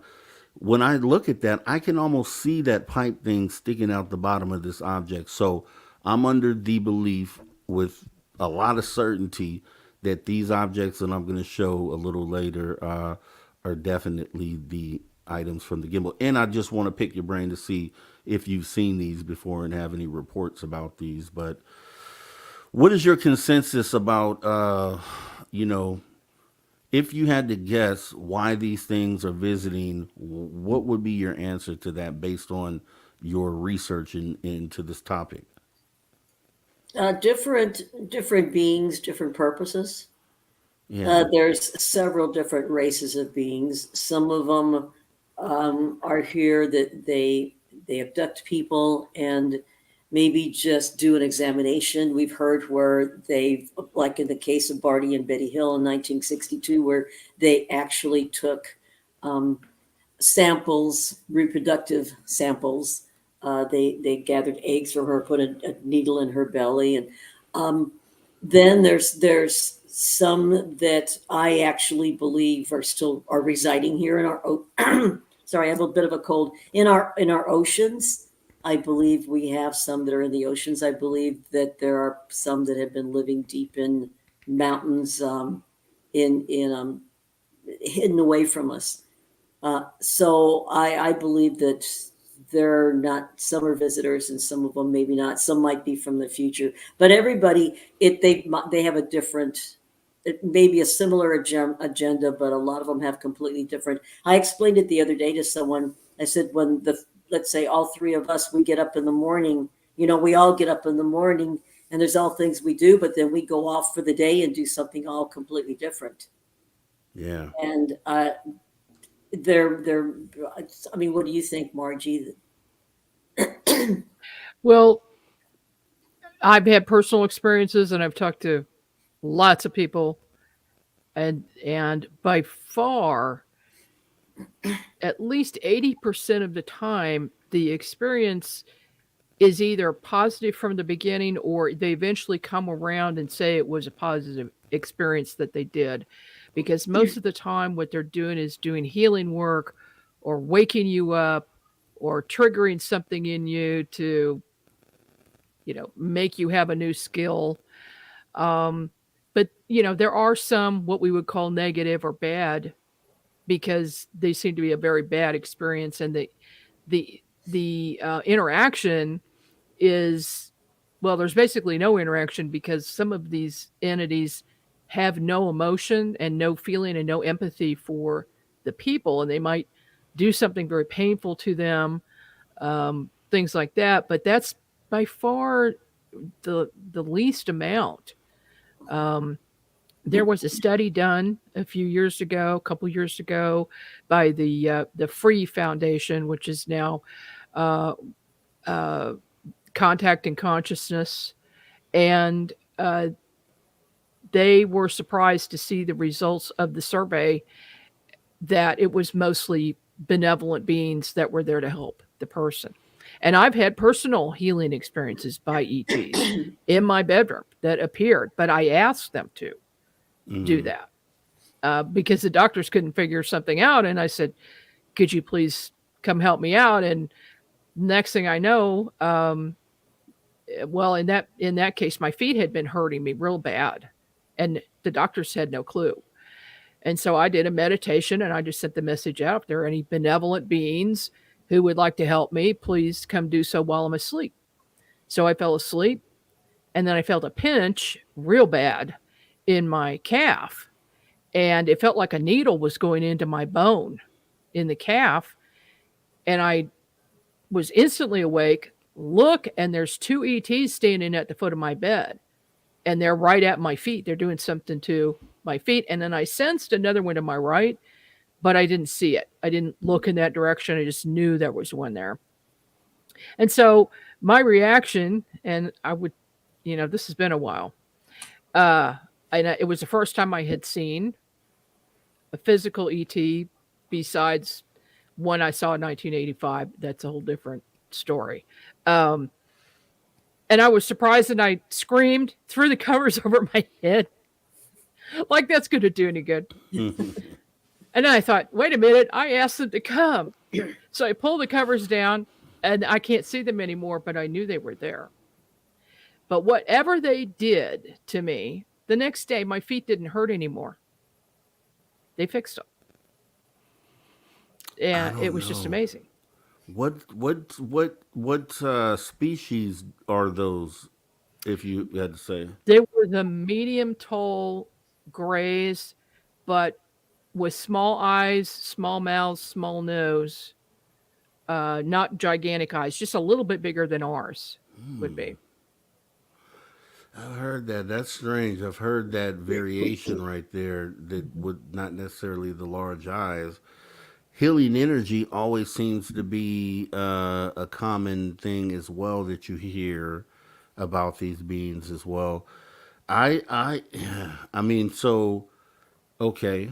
With that being said, then hopefully they're benevolent. I really do, really hope they are. But I guess maybe one species is gonna be versus another one that might not. Is there any proof or anything out there that says that there are? I would assume there has to be both sides, but is there anything that points to a malevolent side to this? I mean, because you have these abduction cases, and then missing 411 potentially, which goes into that, where maybe some of these aren't being brought back. I know someone, I can't remember who exactly, just recently interviewed said that one of the reasons why, I think it was Dolly Saffron, said maybe, I think that they didn't want to come back, that these people consciously being abducted had a choice to come back or not, and then chose to go along with the ETs. And I said, wow, okay, that could be a positive spin to the situation. Is something that would be perceived potential, or when you look at missing 411 on the surface, seems to be something terrible, but it could be just simply people making choices. Do you see anything that points to anything malevolent? Because I know a lot of people like to hang on their here for love and light side of the conversation, but do you see anything else, potentially a dark side to this? I don't know if I could kind of answer that. And let me put it this way. I have found, I've done a lot of research on this, and I have found sightings back as far as biblical times. There are sightings in my St. James version of the Bible. One of them is a description of a tic tac. There's, as Margie said, these sightings have been going on. Columbus had a sighting. These sightings have been going on forever. And if people wanted, or if these beings wanted to hurt people or wanted to destroy us, they have the means. They have the ability, the technology, and they could do it. However, on the other side of that, the Roswell crash, I was able to get a hold of some information just by research that inside the craft, and maybe not just necessarily that one, but another craft, there have been the animal mutilations that you've heard about, that I had heard, and I have no firsthand knowledge. Well, most of us don't have firsthand knowledge in a lot of this, but there were human body parts inside some of these craft that had been found. Somebody has some being may or may not have. Now, I'm not saying that maybe the person wasn't already dead when they took it and kept the body parts. I don't, I don't want to go any farther than that, but that I have information that there were body parts that were found inside of a craft that was captured by our government. And that's one reason why it was hushed up. But for the most part, they even bring the cows back. Yeah. Margie and I have done, I think I've done 8 cow mutilation investigations, not physically been there, been involved in 8 of them. And the cows are almost always brought back. So I'd say for the most part, 99 and 9/10% of the time, it's not a bad experience. And even if it is a bad experience for somebody, maybe it wasn't meant to be. I mean, sometimes things just don't go right. That's why we have UFOs that crash. Yeah. Sometimes things just don't go as planned. But I think for the most part, people are fairly safe. Wouldn't you think, Margie? Most of the time, I've had several cases where a person was injured on their way back from being taken, and they would be in their house and they would trip and fall, or they would like miss the bed and they would fall off the side of the bed and get hit their head or something and get pretty injured. But that seems to be accidental. One time I was talking to someone who isn't contactee, as we say. Contactee is someone who has multiple contacts and with non-human intelligence. I was talking to her, and all of a sudden this reptilian walks out of her to the side, looks at me and gives me this smirk, and just sends a telepathic message that there's nothing you can do about this, and he walks back into her. And I was like, okay, this is not good. And since then, I have actually seen several people have their pupils change to more of a reptile pupil and then go back to normal. And even some people who have been on TV in commercials and stuff, and some world leaders, in fact, I see their eyes shift. So what this is, I'm pretty sure, is like possession of the person. It's they're inhabiting the body and influencing what they say and do. I agree. I actually brought that up recently on a show. I said, because there's obviously rumors of different species, and one of those species being one that's undiscernible from a human being and could be walking amongst us and are probably with us every day. And I'm like, okay, that could be one side of it. I was like, but then if you think about it, with this whole thing being a conscious thing, and I akin it to more something like the Matrix, like the movie The Matrix, when they're in the Matrix and you have one of the non main characters, and then the agent kind of just gets into his body and assumes that person, and it would make more sense that they were doing those sorts of things where they do something that would potentially be considered a possession of that person's body, and then maybe in those moments control the decisions and things that they do, which truthfully would make a lot of sense going into some other things that are pretty controversial, like mass shootings and things like that, where it would make sense that those things, because someone is not in their right mind, I think is more like someone is being, their essence is being taken over by something, potentially in that reptilian situation where you're seeing these eyes change in those moments. That makes a lot of sense. And I'm more of a logical, like common sense. I think you can figure a lot of this stuff out with common sense and kind of just deducing in that way. I think our common sense was given to us and is great enough for us to figure out this puzzle that we're trying to put together. So I love that you said that. It's just you're saying things that I didn't even have to prompt, that I felt too myself strongly about, and I'm just glad to hear someone else say it. And then with you, Debbie, with being able to be probably one of the first people that I've talked to that would be willing to say, hey, there's been a situation potentially where they found craft and they had human body parts in it. Now, what that means, I don't know, but this is what it is. And I think with all that data there, true data, we could kind of put this together and figure out why this is going on and where we're going. That's kind of why we're doing all this anyways, right? So Well, and then that if that was the Roswell, in fact, from what I understand, one of the Roswell crashes, that would have been 1947. Then not too long after that, they started with cow mutilations, and there have been, I understand, Eisenhower 1952 had a meeting with ETs, and there even Grush. I mean, he's come out and he has said, there is, we've had meetings, we've got craft, that type of thing.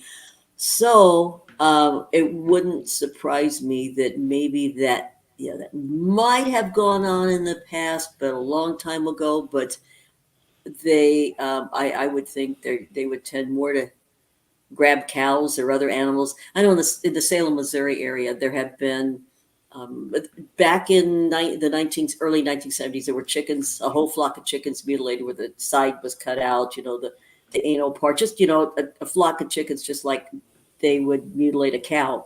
But there's been cow, there have been pig, sheep, deer in Missouri that have been reported that have been mutilated. And I think I was wondering why back in World War II, when they ran out of human blood, they were using bovine blood in Europe for transfusions, and that would explain. So I haven't heard a lot, but I would tend to think that may have gone on a limited basis, and then they steered off. I think that's kind of a pun of words, but more toward cows. But yes, I did hear that, and you don't hear that very often. Look at Travis Walton.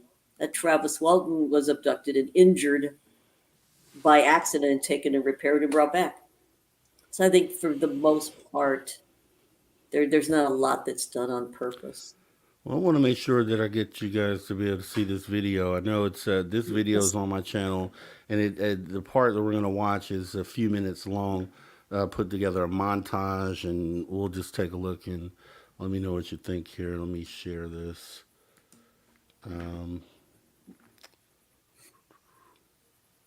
Okay, present.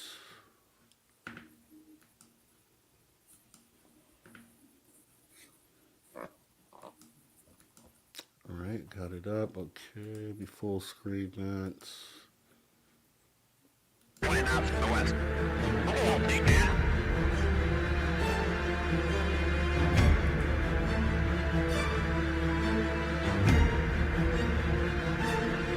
That's not our LNS though, is it? It's not. Yeah, LNS. Well, if there's like anything, it's rotated.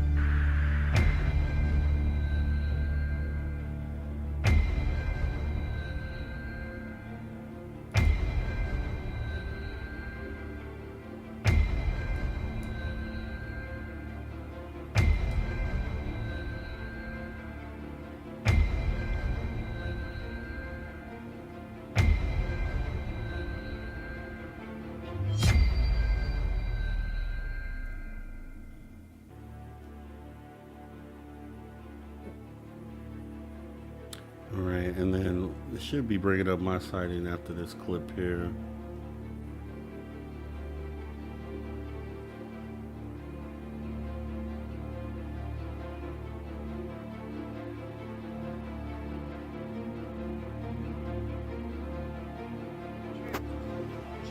Really?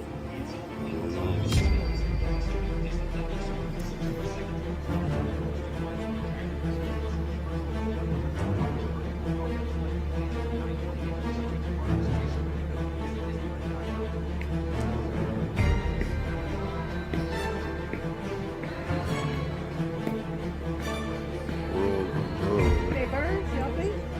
I know.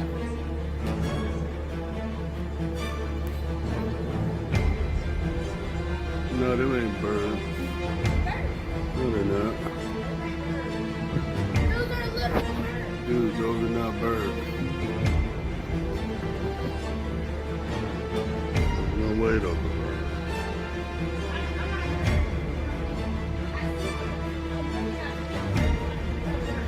Where they go? Can't see.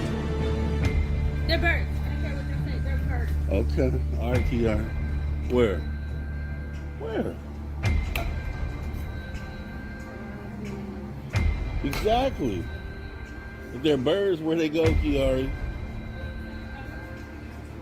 I don't know what that was. Kiari, if those are birds, where did they just go?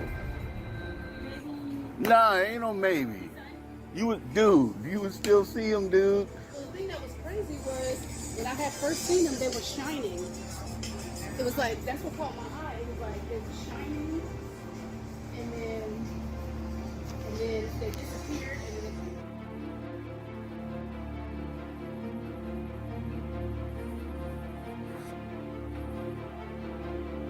This is what they look like, zoomed in. So spherical objects with things sticking up out the top and bottom.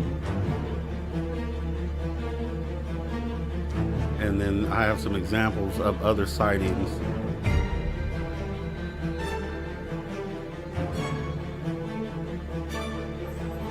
Yeah, because they are flying kind of weird. Someone at a I don't Walmart. even look right, huh? Damn, they look hella weird. I don't see no wings flapping, man. Do you see wings flapping?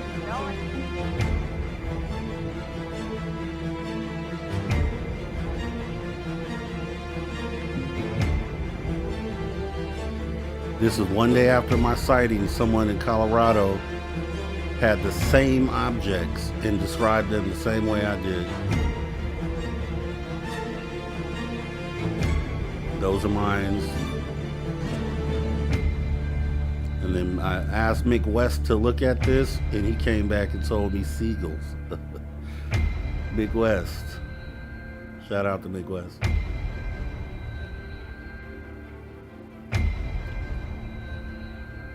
See, looking at what I thought was an amazing display of birds. Everybody explains these the same way.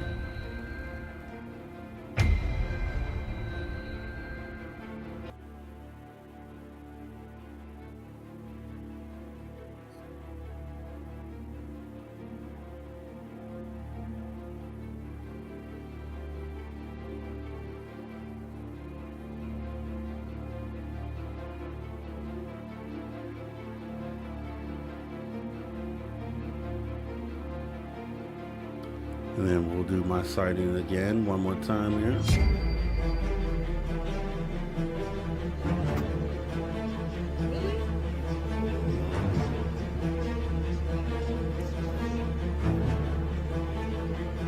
No flapping wings, just spherical objects moving in a formation that could be considered birds, but they weren't.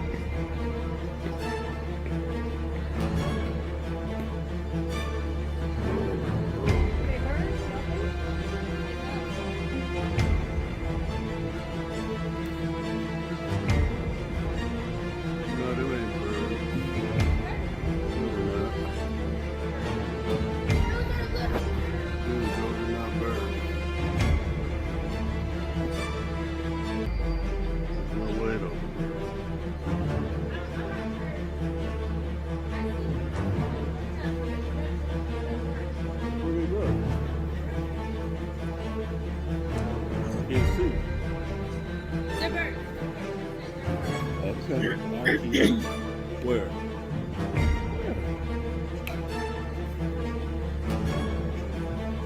Exactly. They're birds where they go, Kiari.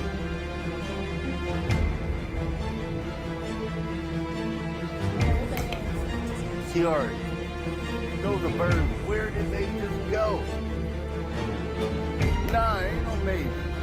You would still see them, dude.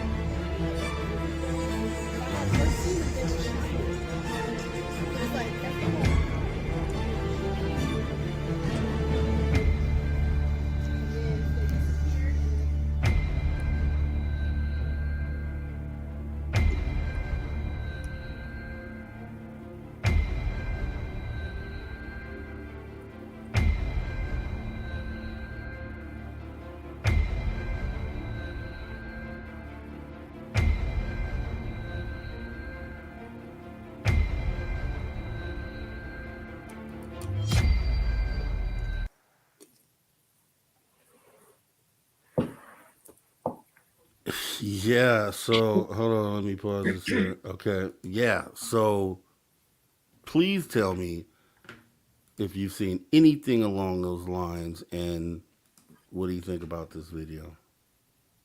I saw a video similar to that from, I think it was, like, have you seen it? Margie, Mexico City had some a few years ago Yes. look like that. Yeah. Yes, the one it had like hundreds of them, right? Mhm. Yes, Hmm. yes, I found that And video. another one, let's see, it would have been, first time I met Bruce Maccabee was probably in 2002. And he gave me a copy, a CD that he was investigating something that was similar to that. That they were lights that were kind of moving. A closer view of them, I think they were taken from an aircraft. So I have seen video like that before. Rob, we have an expert video analyst team here in Missouri and Illinois. And it would be nice. I know we can have them check that out. Okay. And they would want the original video with, It's in my nothing done MUFON to it. file, or It I is can in the resend file. it if, yeah. Okay. We'll probably want you to send it by email because sometimes it's compressed when it's put in to that database. Okay. And if you send it to me, I'll get it sent on. And then he'll be able to look at it frame by frame because I was seeing something else in there that I don't think you noticed, and that's fast movers. Yes, the thing that kind of zipped across the Zip, screen. yes, there was more than one, and Yes. this person will be, at least one of these guys will be able to pick that out. Yes, that would be excellent. Mhm. Awesome. Yes, for sure, for sure. Now, okay, so with that being said, right? So party balloons. I mean, this is a response I get back to this is, and it was the frustrating thing, and kind of, but at the time, after that, I realized that okay, this is just one portion of MUFON. They're broken up into so many different segments, and there's different people in different areas. They had different areas, and then like you confirmed, Debbie, there were some things potentially going on in this region at that time, which would have led to that diagnosis. But the problem with that is that, if I'm a person that just accepts that diagnosis and moves on with my day, then I potentially throw away compelling evidence of UAP that it's pretty much undeniable. And I think that we the movement gets hurt when those types of things happen. I didn't let it happen because I had more sense than that, and I knew what I saw. So it just, but when like I say, when I speak to other MUFON representatives and then now you directors in different areas, it just lets me know that this is segmented just to a certain part of MUFON and doesn't really represent the entirety of MUFON. So just something really important to say And then about we're that. volunteers, and I still, in the back of my mind, I have a couple more cases that I want to go back and reopen because I had new evidence, and that's why our cases we can always open them again. And there's a couple of them that I think, yeah, maybe that wasn't that, and I'll take another look at the video. So I want to go over them again, and I know that they get a lot of cases in that area, and sometimes we're volunteers, and sometimes they just get overwhelmed. I know this Hmm. because two of the MUFON field investigators in your area are my sisters. So Hmm. they don't just Yeah, so live they there; let they you are know. MUFON investigators, and we once in a while, maybe it never hurts to have somebody take a second look. And I've had that happen with me before, where I've determined something and then had a witness call and say, "Can I have someone else look at it?" Say, "Absolutely." And that's why we do have a photo video analyst team that we just formed an official team a couple years ago. Well, actually, it hasn't even been that. Maybe about a year and a half ago, MUFON International, and that way it's something can be turned into them to take a look at it. And then, of course, Missouri, we have our own team. Missouri, Illinois teamed up together, and we have our own specialists. So, oh Okay. yes, Well, the where do good you thing look? is, I never, I'll tell you right. Do I have it here? Somewhere right over here. That's right. somewhere over here. So I have the phone with the original file that I took. Never did anything with it. So it's the original metadata. Everything is still on that file on the original phone that I used to capture that day. So that's what I'll go ahead and get you sent over. I mean, because I think it's so important for real data to be recognized as real data and to be cataloged and not lost. And it's just one of my things. I just happen to be the one that caught this, but I would say the same thing for anyone else that had relevant data. And also that MUFON, the one you saw over that Walmart, that one was also cataloged by someone else to MUFON. So it's in the database, and I know MUFON has a few examples of these things, and we just need. It would be a cool thing to be able to start putting together an actual list of verified things that are anomalous that people could look for, or just to come to an understanding that yeah, these sort of things are definitely in our skies. We don't know what they are, and just to kind of build a list for the people. You know what I mean? Well, we are. Actually, MUFON is. We've got together with CUFOS, New Fork, the Peter Davenport's National UFO Reporting Center, old MUFON files. It's called Project Aquarius. It's on the MUFON website, and I believe at this point there's over 250,000 cases. They're either in there or involved in getting in, and that's why also on our website, when you look up something, that's the CMS. See, that's the beauty of it, of having this. I think since about 2005, they came up with the case management system.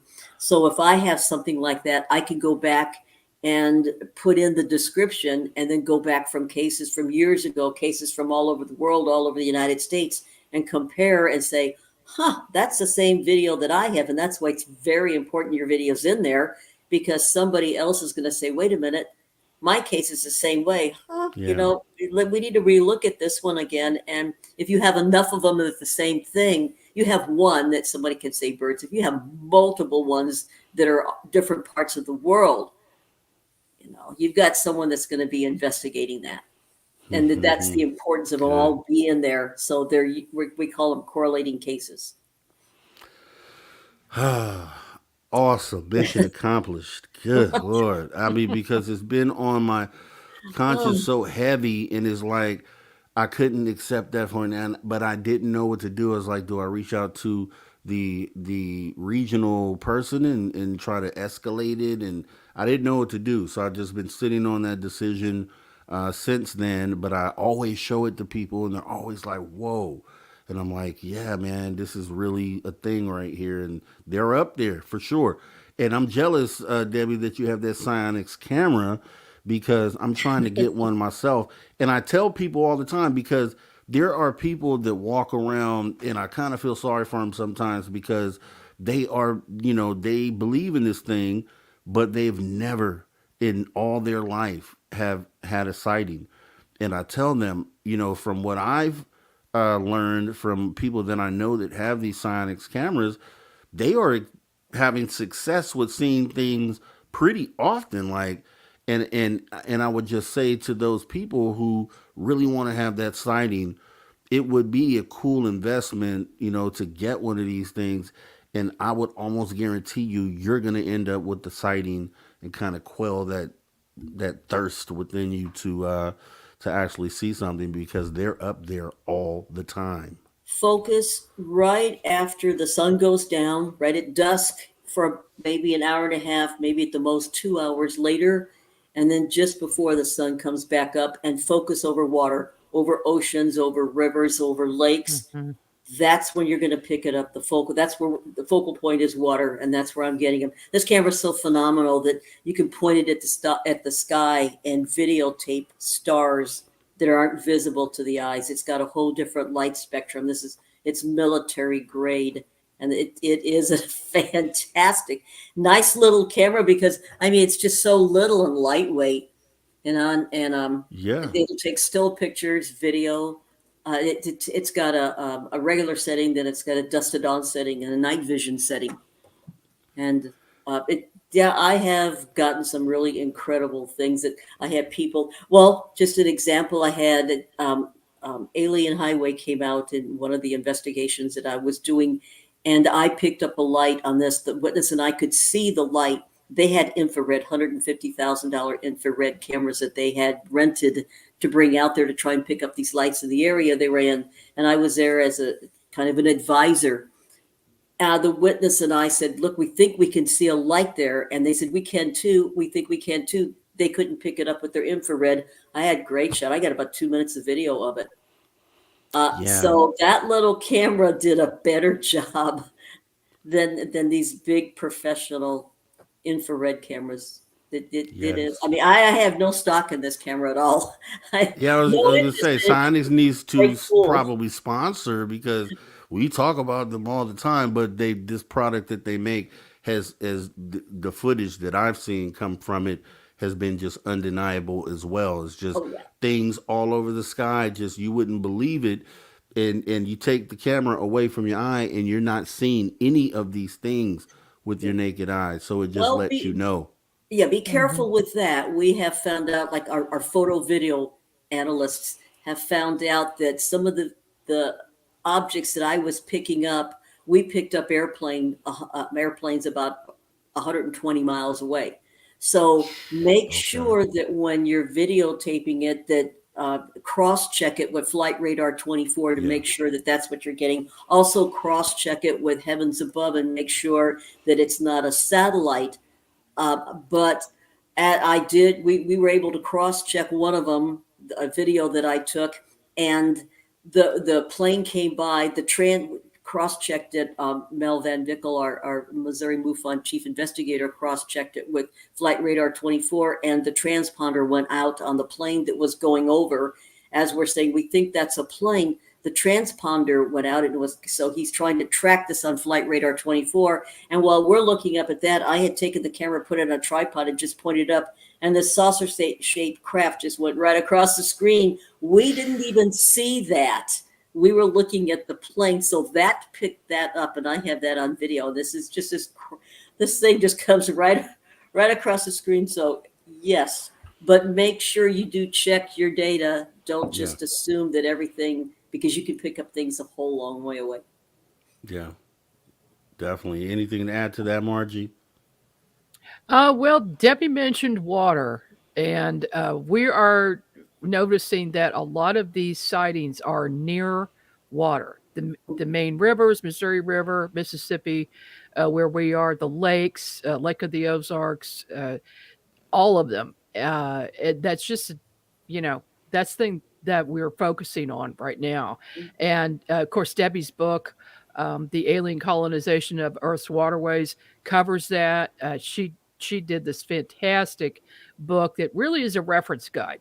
And it has all these fantastic sighting reports in it, going way back to biblical times, like she mentioned earlier.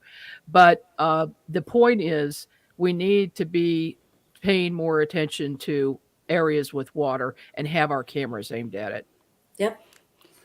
Now, I know we said go to 10, but I wanted to know if you guys would be willing to stay for about 15, 20 minutes in hour 3, because Drew Banky did send me a video that he wanted you guys to look at. He sent it earlier in the show. And then we have a couple audience questions. So I didn't know if you'd be willing to come back for that for about 15, 20 minutes. Sure. Well, okay, great. I'm fine. Thank you. All right. All right. Well, that sounds great, guys. You guys hear that? I don't have my applause, so I'll give you a round of applause. But thank you very much.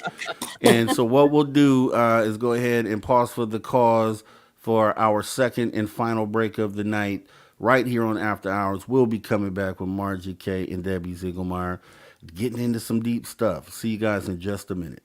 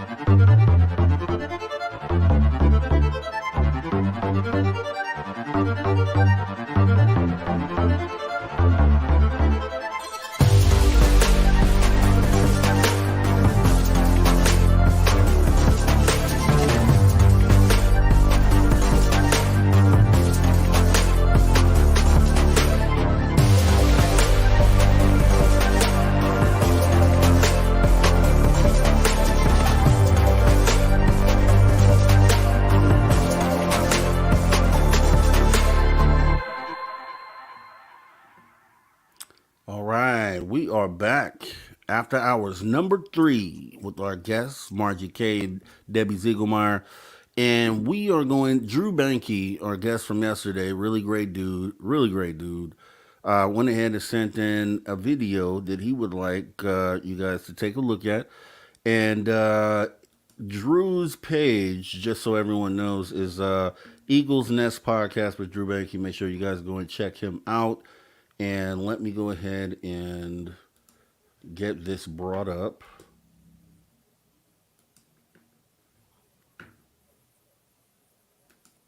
Okay. All right, let me get everything out the way. Okay,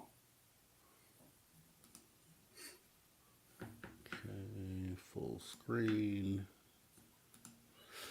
Okay, here is Drew Banky's video. Calls it UFOs over Mount Blanca in southern Colorado. Wait for it. So here we go.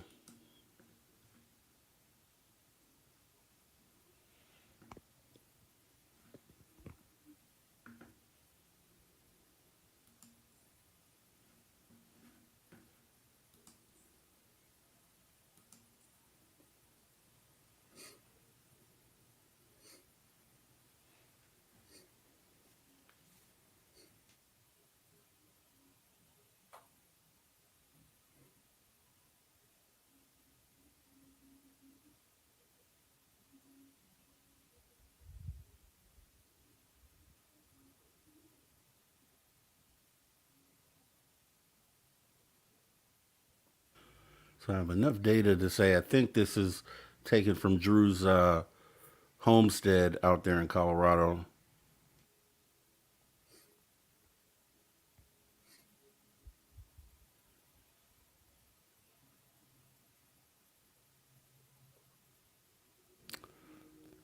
Okay, I wonder if it's replaying itself.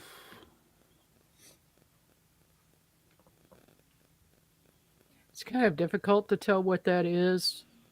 But again, I'd say file a report with MUFON and, let our video analysis team take a look at that. That's in the San Luis Valley? This is in Colorado, Mount Blanca.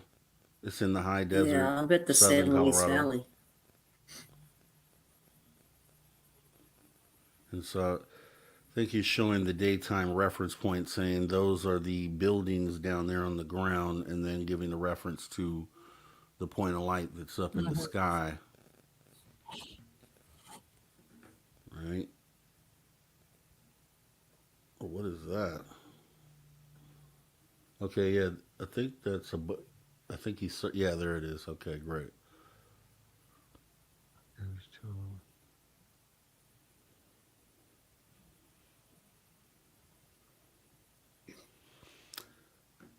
And you do see those kind of flickering reddish sort of orbs often.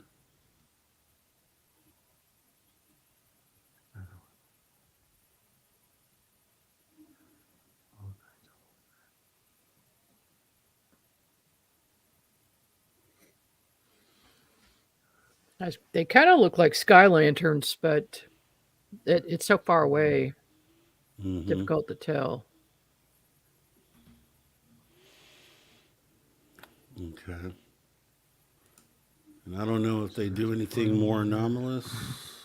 I don't think they do. I think that Blanca, and those lights are right above Mount Blanca on the eastern face of the mountain. so probably something anomalous, but we don't have enough data. Now we have to do an interview with him. Actually, Colorado MUFON would, and they've got a good team there. They would definitely be asking a lot of questions about that: date, time, location, direction, all that. So, we can. If that's the area I'm thinking it is, that Mount Blanca. Was that it looked like the Zapata Falls area, the sand, sand dunes are there? Yes, exactly. Okay, that's where San Luis yes. Valley, and there's Judy Messeling. There's a UFO watchtower right there. There's a lot of weird stuff that's happened in that area. That's why they have she has a right off of I think maybe Highway 27. She's got looks like it's a gift shop, and it looks like a UFO, and then she's got a great big metal tower in front, and there's so much activity in that area that they sit up there and look at that mountain. There's things going on over the sand dunes. I've been there a lot. Not recently, probably not the last 6 or 7 years, but I used to go twice a year over there. I used to speak over at the in the San Luis Valley, speak it for the Watchtower. So I think the first time I was there was 2001. Wow. Uh, So, Drew, it sounds like you definitely need to, if you haven't already, go ahead and get this reported over to MUFON. They say it's a lot of weird stuff that's happening in that area. The UFO Watchtower, if you're not familiar with what that is, Drew, maybe that's something to look into and be able to visit since you're right there. Yeah, okay, great. So appreciate that video, Drew. Appreciate you ladies taking a look at that as well. Let me go ahead and get into we have a fewer comments or questions. So, quantum momentum, I know, asked at one time here during our conversation, what is the purpose of hybrids? I think we were talking about hybrid ETs. I'm going to say hybrid ETs. That's a good question for Debbie. oh, I was going to say it's a good question for you. I'm the water expert. You're Oh, okay. There are a lot of opinions about this. A lot of people have had experiences, especially women, where they've been abducted. They're being used for these hybrid baby making projects. And then at least one time in their life, they're taken and shown their hybrid baby. And they get to spend some time with it. And maybe it's more than one. Maybe it's a lot. And then they leave and they never see them again. It's very strange. A lot of times they don't look human, or they just look partially human. And then other cases, sometimes they look completely human, or human enough to where they can actually live on our planet among us. And I do know a few people who have seen hybrids. I think I may have seen one or two in my entire life where something was just a little bit off. Usually their eyes are blue. I don't know why that is. And their hair is blonde, but not always. It doesn't always have to be that way. But there is one thing that I have picked up that I don't know if anybody else has. And that is, if you get close to one and you're looking them in the eyes. And I first noticed this when I was doing this networking roundtable with a group I belong to with contractors. And we sit across the table from each other, talk for 5 minutes, and then you go to the next person just to introduce yourselves. And that night, with three people, their pupils changed shape. One was square, one was a star shape, and one was a rectangle with a half moon on top of it. And then they went back to normal. And I am just freaking out, and I'm trying to act normal, like, what the heck? Do you know what's going on here? I'm thinking about the other person. Do they have any clue what is happening here? And so I decided to meditate on it and just ask a question. And the answer I got was that they're hybrids. And so since then, I've told a couple of people about it, and they too have noticed it with other people. Now, whether they know they're hybrids or not, I'm not sure. Mm-hmm. And then I guess going a little further, I'm just going to assume that quantum momentum is also asking, what is the purpose of creating these hybrids? Like, what would their duty be, to blend, to assimilate with us, or what would you think the reason would be? Well, one theory is that there's a race of beings, they can't reproduce anymore. And so they interject their DNA into ours. And so you have a human mother, a human father, and then also an ET father. So you have two fathers in the situation with DNA that has been interjected, and then they're creating these beings so that they can save their race. That's one theory. And to me, that seems to be the most plausible one.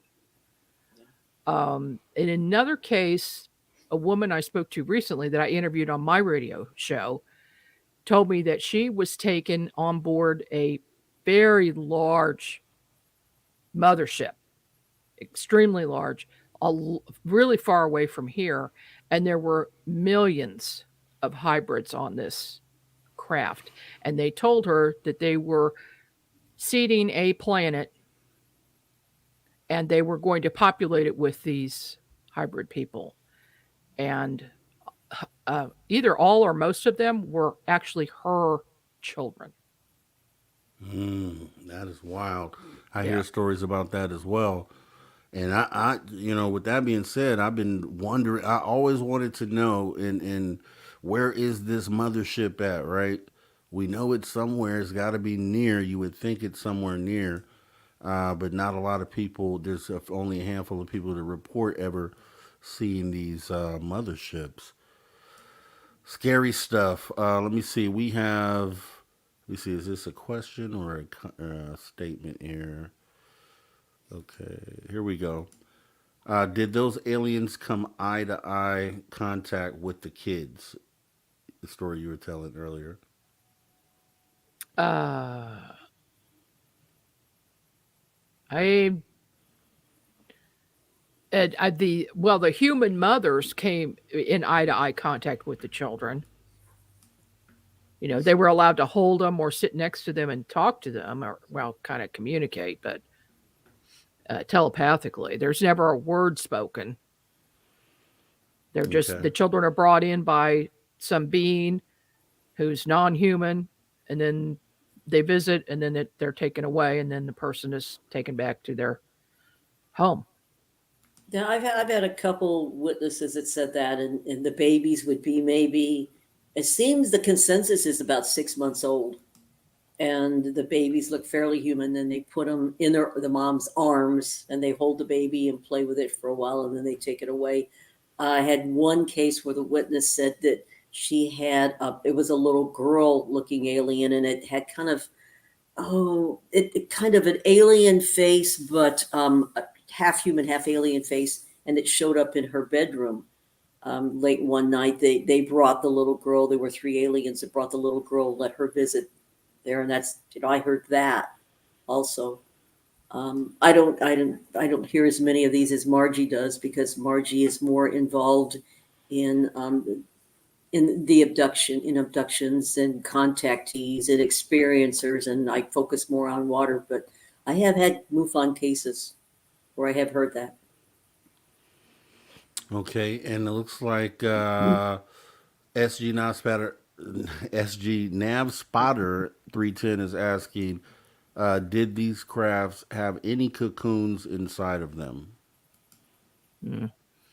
In the case where I interviewed this person recently, they had about 2 foot tall black cylinder containers with a window in the top, and she was able to look inside the window and see babies inside. She didn't see anything that would be described as a cocoon. They were metallic, and she was told telepathically that the babies were kept warm and they were comfortable. They weren't uncomfortable in that environment. Okay, and I guess to the previous question, we have CS just put in the chat right now asking, how do these mothers feel? You're The saying mothers, yeah. they always describe, some of them have a feeling that they don't want to be near whatever this child is, and they don't want to accept that they're their child. Others instantly know that it's their child, even though no one is telling them anything. There's no telepathic communication. And but they just have a feeling, and then if the child comes closer, they feel like, they might even recognize some facial features in the child that looks like them, but they somehow know. And I think sometimes the children are 3, 4, 5, 6 years old when they're shown. And I know in one case 7 children were shown to a woman at the same time of various ages. And I guess with that being said, because these, they come and they show you often hear that they do this. They show the mother their hybrid child and then take them away. So what do you feel like would be the purpose of that? To show them, why not, why show them knowing there's Yeah. going to be some sort of attachment there and then go ahead and take them away? What would be your theory I on think that? that's the biggest question is why would they do that? And especially since that may be the one and only time they ever see the child or the child sees its mother. That doesn't seem right. I mean, to us, because mothers want to be nurturing and they naturally would want to take care of the child. And then it's, being taken away from them again. And then it's in effect being taken from them twice because the first time they're in incubator for a couple of months.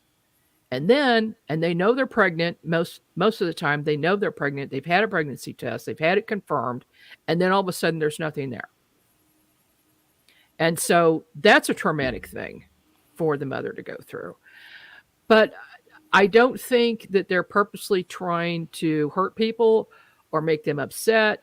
And also, a lot of the mothers, if they get regressed, they have a recall that before they were born into this lifetime, they made an agreement to do this in order to help save their race of beings.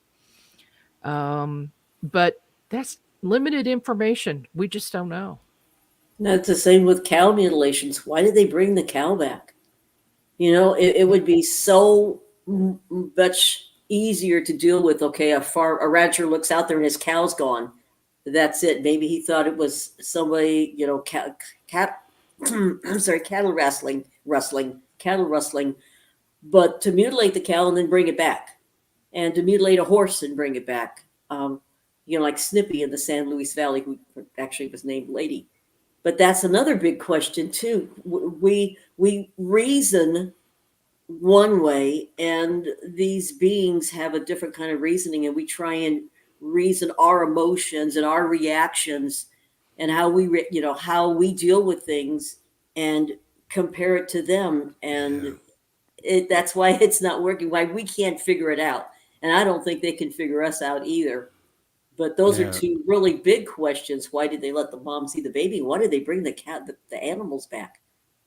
Yeah. I think unless it's a scare tactic because they drain these things completely of blood and then just drop them. I would love for someone one day to get that video of that actually happening. That and then also crop circles. Like those Yeah. are the two videos that I really wanted someone to get at some point here.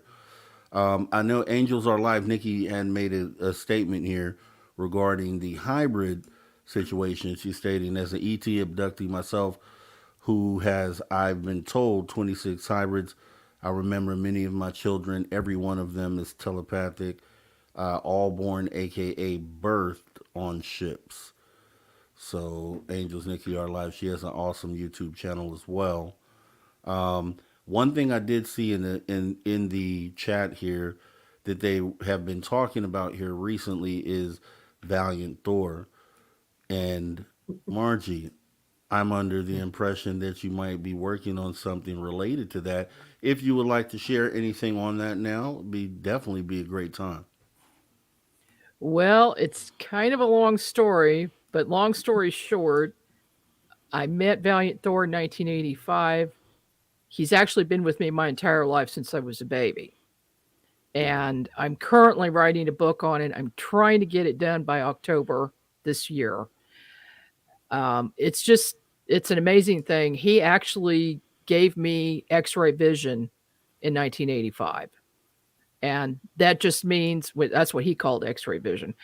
I look inside the human body and it's like I'm actually in there.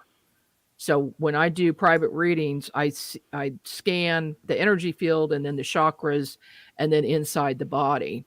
And I can also see inside machinery and vehicles. So I can do what we call an intuitive diagnosis. I can locate a problem. I may not know what it is all the time because I don't have any training in health field, but I'll know where there's a problem and what it looks like. And then I can explain it to that person. And and it goes beyond that. But it's been a absolute wild ride with Thor. So it sounds like almost like remote viewing of the body, almost is what that sounds like, which It remote is. viewing is a subject we did not get into tonight. But that means that potentially we could have you guys back for Margie and Debbie part 2. I don't know how you guys feel coming back at a later time, and we could jump into that and a lot of other things. Yeah, if you'd be welcome to come back. No, Sure. absolutely. Okay, so what we'll do, where can everybody find you guys? Best place to find you. And anything else you would like for them to know. Well, Margie, you can tell about the website. All our information's on there, right? My email address. And Yeah. DebbieDives.com is Debbie's website. unxmedia.com is my publishing site, and that's where Debbie's books are, mine, and a lot of other people's. The UnX network that I own, we just hit a milestone with 30 shows. It's unxnetwork.com. Awesome. And we're also doing XCon this year in October in Springfield, Missouri. Big conference, 3 days. And all the information is on there. And then my website is margiek.com, and got all of my reading sessions that I do. I do private readings. I do work for law enforcement at no charge, helping with missing person and homicide cases. And and then Missouri MUFON's website is MissouriMUFON.org. Okay. And my email address, it's easy to remember, MUFON Diver, because I'm a scuba diver. I'm a dive instructor. So MUFONDiver@gmail.com. And they can ask me, just email me. Happy to answer.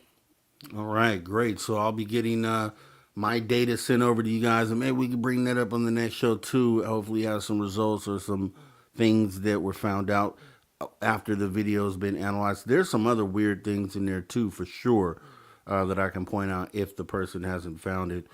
Other thing, with these conferences and things like that, hey, I just want to kind of throw it out there that, hey, available to come to one of those things. If an invitation ever gets thrown out my way, I would love to go if that ever comes up as a thing. You have a slot that opens up. And we'll keep you in mind. Definitely. With that being said, you guys have been awesome. I think we had a great conversation tonight. You guys are great people. I love what you're doing with MUFON and cataloging all this data. I think is very important to the bigger picture, and kind of excluding the government, because all the data that they've collected we'll never see or be able to touch. So it's organizations like MUFON and then sites like New Fork as well, where we really are going to be able to dig in and kind of paint, or it'll help us complete the picture that we're putting together. So once again, thank you guys for coming. I guess you guys have a great rest of your night. And I'm going to go ahead and talk to the people for a little bit. So you guys take care. Thank you. Thank you for having me on. No problem. Take care. All righty, guys. That was Margie K and Debbie Ziegelmeyer. I hope you guys enjoyed the conversation and what we discussed today. I think we got into a lot of great things. Definitely there were some things I wanted to get into with the remote viewing, and they're involved with so many things that there were a million ways we could go. But I think, starting off with the MUFON conversation, it being the initial conversation, I think is a great thing, because a lot of people wonder what happens to the data once it goes over there. And then you have, these are directors at director levels within MUFON, which is rare that you get to have those conversations. So it was actually great to be able to pick their brains on that. Pretty awesome, guys. So so I'm gonna leave it up to you guys. Oh, I didn't, Lil Cam. I didn't see it. Hold on. You didn't ask my question. I didn't see it. What I'll do for you personally, Lil Cam, is I'll reach out with your question. I didn't see it, so I must have missed it. So do this, Lil Cam. Go ahead and rewrite it for me. I will reach out on social media, and I will get that question answered for you, and I will reply to you directly and let you know exactly what was said, Lil Cam. So go ahead and post that again for me. And I got you. Don't worry about it. So with that being said, yeah. So what do you guys want to do tonight? Hey, what do you want to do? I think we'll jump into maybe a Lon Strickler story, see what kind of great stuff he has going on over there. We have about 25 minutes left in the show.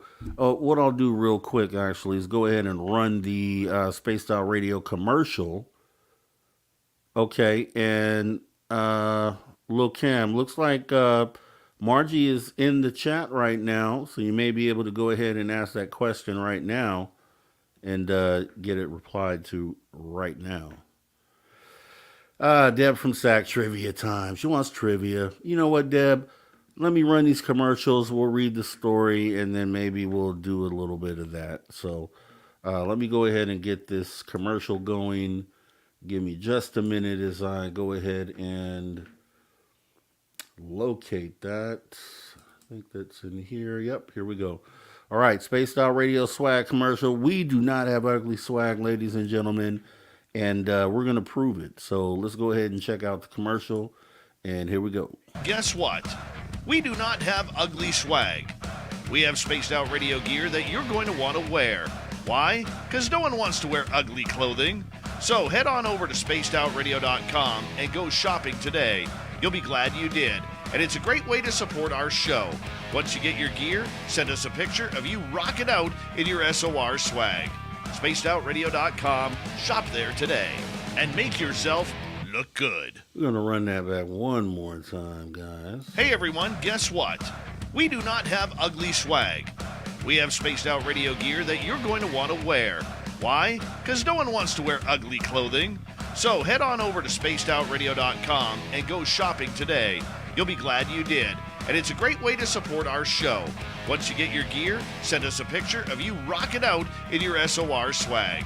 Spacedoutradio.com. Shop there today. And make yourself look good. All right. And Reno, don't forget, Reno is coming up. It's actually getting closer than ever, so let's go ahead and check out the Reno commercial. You love your woo. It's time to make a commitment to the 3rd annual SOR Fan Party. This time, we're heading to Reno, Nevada, and the Silver Legacy Casino and Resort, May 10th through 12th, 2024. Tickets are $60 or $100 for VIP. With that, you get a free radio show. You get to hang out with celebrity guests from Spaced Out Radio, including our team, who are coming to hang out with you. You get to meet the entire team, like Science Bob, Merle, Melinda Leslie, Geraldine Orozco, and more. It's a weekend packed with adventure, and we want you there. After all, we're doing this for you. Find out more and get your tickets at info@spacedoutradio.com and book your hotels today at the Silver Legacy Casino and Resort in Reno, Nevada. Come join us for the SOR Fan Party, May 10th through 12th, 2024.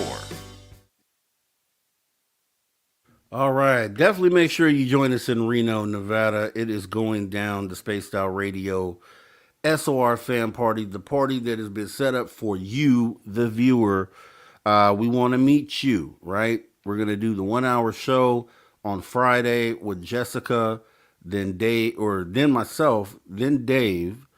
Then once that 3 hour block is done, we're going to go ahead and start the VIP party, which is going to be great, epic. I heard we have some great singers and dancers out there, so I guess you guys will be able to put that on display. Then Saturday, we are doing the ghost hunt with Merle out in Virginia City. Then right after that, we'll be doing the UFO Skywatch with Melinda Leslie.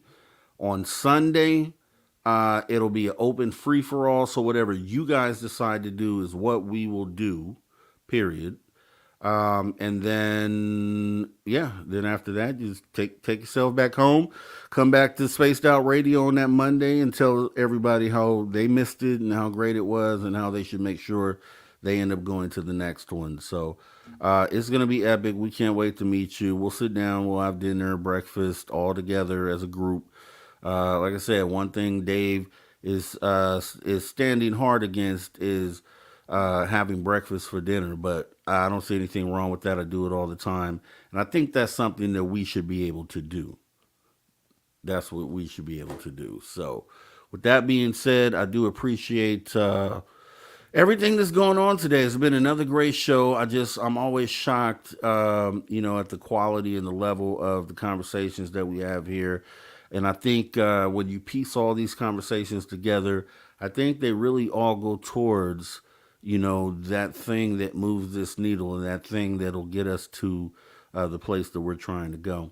So let me go ahead and let me go ahead and do something for Deb, right? You see her message on the screen. Trivia time, right? I guess we could probably do that. Let me see if I could find some data here. We'll kind of just hang out, have some fun for the last 20 minutes, and get you ready for your work week, right? Hopefully you're going to have a great work week. Oh, yeah. There we go. Real jazzy, snazzy trivia music, spaced out trivia. Let me go ahead and get this message off the screen. As always, see, I got to get it all set up now, though, Deb. So I have to get the YouTube feed up because there's been discrepancies on what shows up in StreamYard versus what shows up in YouTube.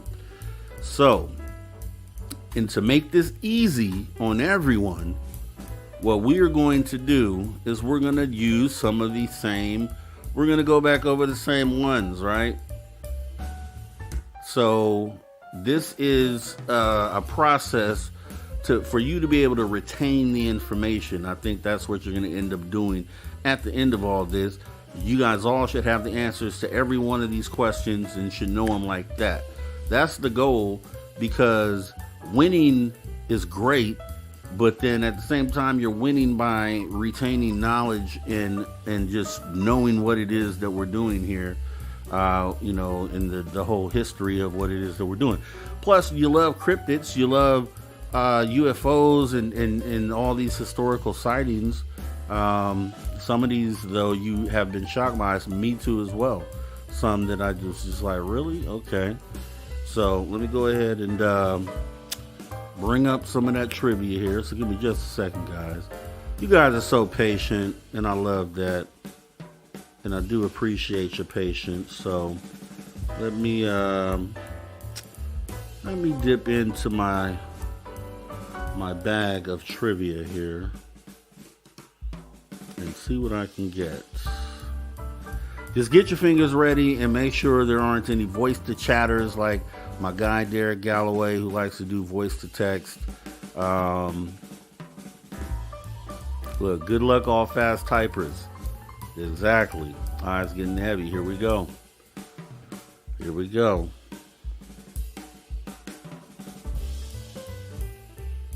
Okay. I have so much stuff in here. Okay, trivia. All right.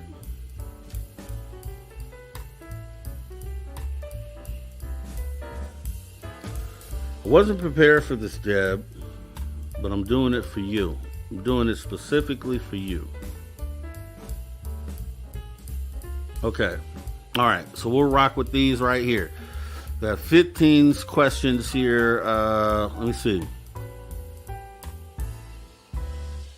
All right. Pretty easy. This is easy. We're talking about elementary level, right?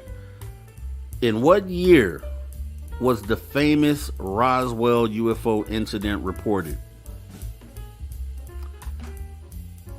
I know they're going to kill me if I don't get the right chat up here, so let me do that.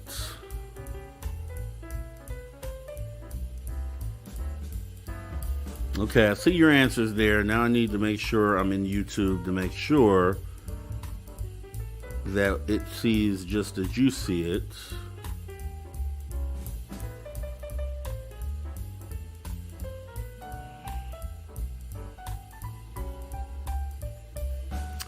Okay, so according to YouTube chat, looks like the winner of that one is Mothman. Mothman was 1947, which is definitely the year that the what I call the original government cover-up started, right? The original cover-up started in 1947, as far as we know, where the government went ahead and said, no, crash disc, and then turned around the very next day and turned that into weather balloons. And then in the 90s, went ahead and said, no, actually, it was this top secret program. We were dropping dummies in the desert. Project, I can't remember the name of the project, man. You know which one I'm talking about. But the answer is 1947. And Mothman, let me go ahead and make sure that I star your name there. Okay, great. All right, here we go. Here we go. What does UFO stand for? Easy peasy, lemon squeezy. What does UFO stand for? Easy peasy, lemon squeezy, guys. Elementary level, let's go. Unidentified flying object. Mothman. Mothman has it again. Okay, love it. It's 2-0 for Mothman. Come on, guys. Let's challenge this. Let's give him a challenge. Let's not let him run away with it.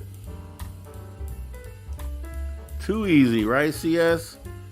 That's why I'm assuming that the chat should be flooded with answers here. Yeah, Kira is not trying too easy. I know. Too easy. Okay, which U.S. government program investigated UFO sightings from 1952 to 1969?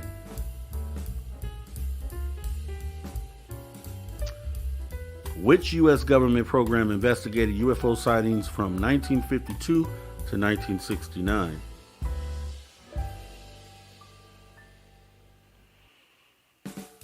Yeah. Blue Book. I don't know. I mean, I understand what you're trying to say, but Paramarv gave the fully correct answer, which would be Project Blue Book. Blue Book could be anything. Could mean a lot of different things, guys. But Paramarv got Project Blue Book, which is what it is. Project Blue Book. All right, let's go. What else do we got here? Let me make sure I didn't. Okay, great. All right, so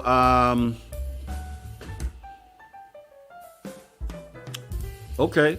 What is the term for a UFO sighting where there are multiple witnesses or corroborating evidence? What is the term for a UFO sighting where there are multiple witnesses or corroborating evidence?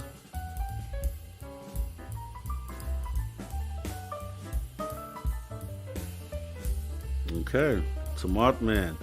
That would be deemed a mass sighting. You are correct. You are correct. And so, like I said, if you didn't get the answer the answer correct, or even answered it first, as long as you go home with the correct answer and retain the data, that's the important part. That's what it's all about. But Mothman did get that one, and he's running away with it. Let's see. Paramarv, come on, let's give him a challenge here. Let's see. Okay. Let's see. Who's this?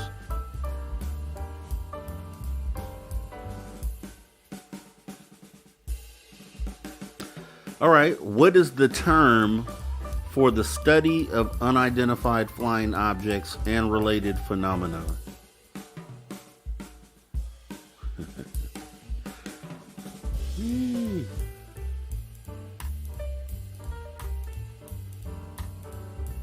Okay.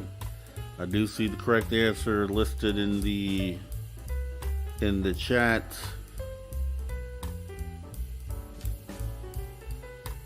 And that is definitely going to be Mothman. It is ufology.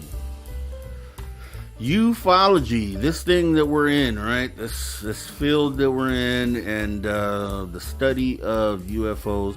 Even though I petitioned to change that name to something else, I don't really like the term ufology, even though not really a bad thing, but it just sounds too much like Scientology. And we all know there is an extreme religious aspect of ufology that doesn't bode well for the conversation on the larger stage, right? So, yeah, c'est la vie. Let me see. All right, so what state is the home to famous Area 51, the classified U.S. Air Force facility often associated with UFO conspiracy theories?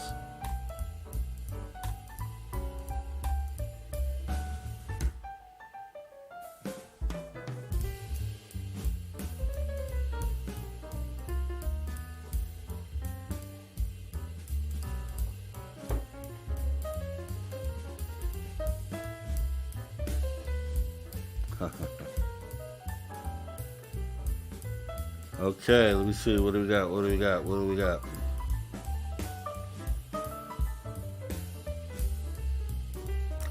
All right, okay. Nevada is correct. But what we're gonna do, we're gonna put a shift in this. Go ahead. We got it for you, Mothman. So Mothman gets the answer correct again. It is Nevada for sure. Then we're gonna jump from UFO trivia into some cryptid trivia. But if you've seen the list of things that I have here, you would be shocked at how I'm even finding this stuff.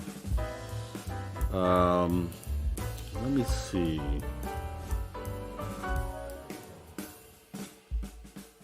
So far, Mothman is leading the pack. Well, we're gonna switch it up and we're gonna grab some cryptid trivia if I can find it in my list.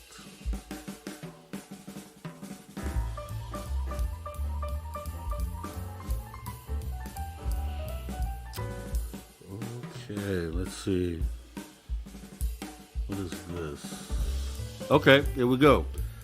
So we're gonna get some cryptid questions here for our viewers. Let's switch it up a little bit.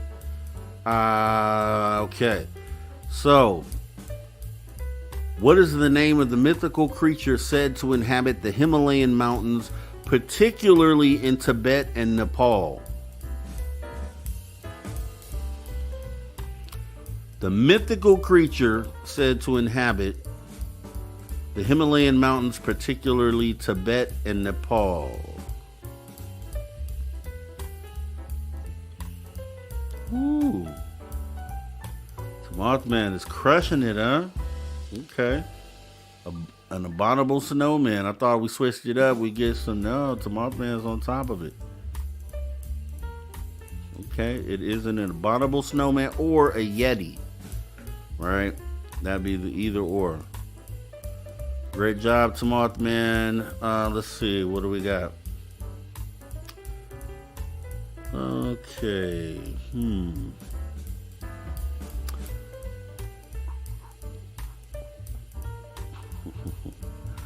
Okay, I'm gonna throw this one out here. I'm gonna be shocked, right?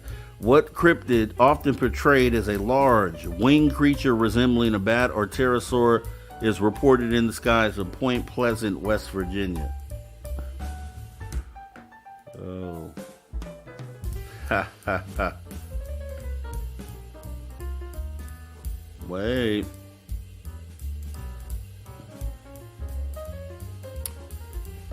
So let me see. Unclear here because it would appear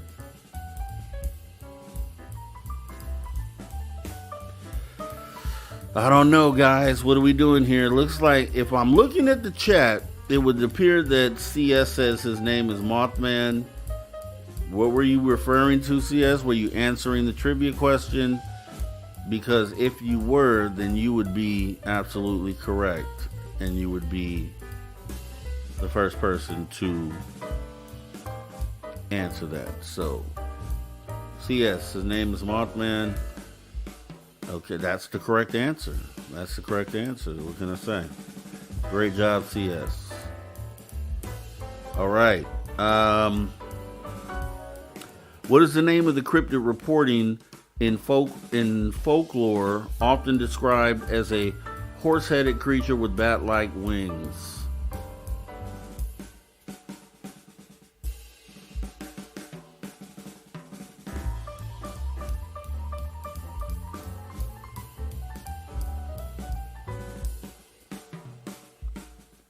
Horse-headed creature with bat-like wings. I'll give you a clue. The state of New Jersey.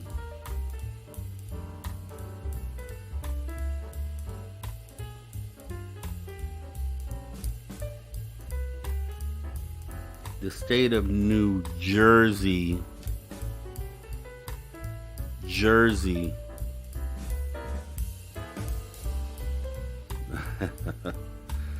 Jeez. I didn't. Okay, there we go. New Jersey Devil would be correct. Paramore gets that one there. I'll get a couple more. You got a chance. Right now, it's like Tim Mothman's running away with it, but we have a couple people that could potentially take the crown tonight. So let me go ahead and. Okay. Yeah, so I saw this come up. Maybe someone will get this one. According to the Native American mythology, what cryptid is often described as a large, hairy, and man-like creature that dwells in the wilderness?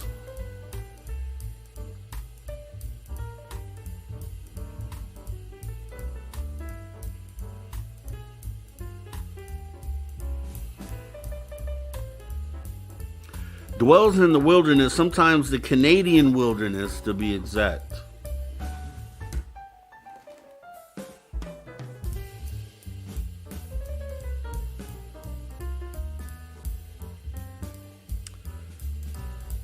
And okay, I'll give you a clue. You're not supposed to say its name, according to Travis Moostus.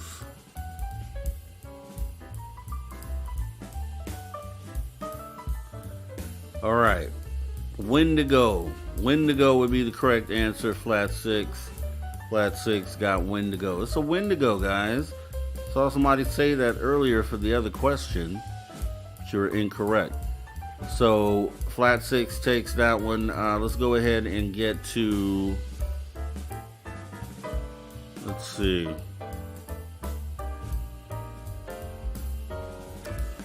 Yeah, this was the one that had a lot of hard answers on it, so back off of that. And we are back. Okay, let me see.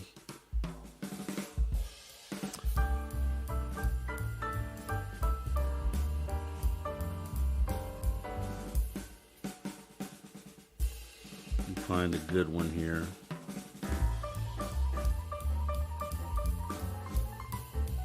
All right. In ufology, what is the term used for an area known for a high number of UFO sightings and mysterious phenomena? In ufology, what is the term used for an area known for a number of UFO sightings and mysterious phenomena?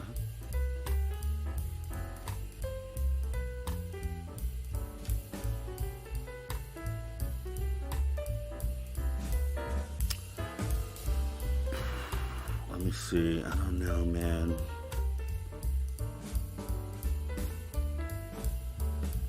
Gosh, I guess, well, let me read it again, because in ufology, what term is used? Okay, we'll take that. It was UFO hotspot, but we will take hotspots. It looks like it's Mothman. And are we just going to crown the guy tonight already? Or are we just going to call it a night and crown him? Because he is running away with the show, guys. He is destroying the game. And I can't find your right answer, though. I see it in the YouTube chat. Okay, here we go.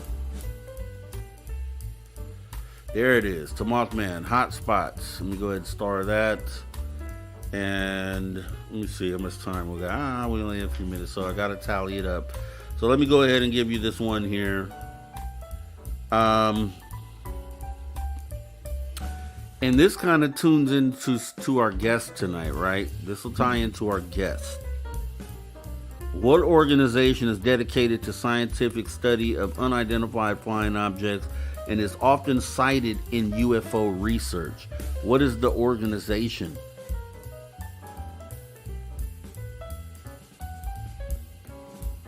All right, we're going to go ahead and wrap that one up. So Mothman comes through with the MUFON. As you know, both of our guests are affiliated with MUFON, a wonderful guest from tonight.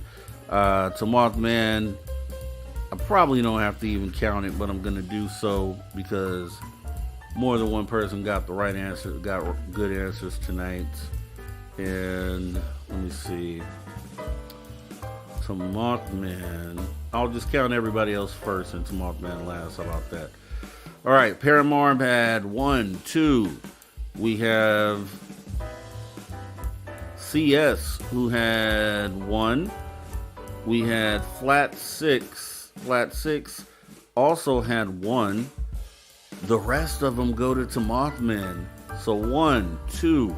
So 1, 2, 3, 4, 5, 6, 7, 8.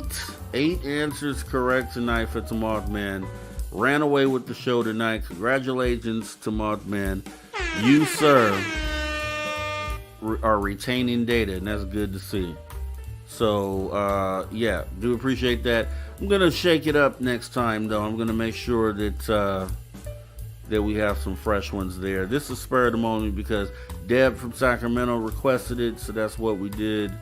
And Mothman is the champ tonight. So what I want to go ahead and do is get ready to get this thing wrapped up, right? So let me do a thing or two real quick here, actually.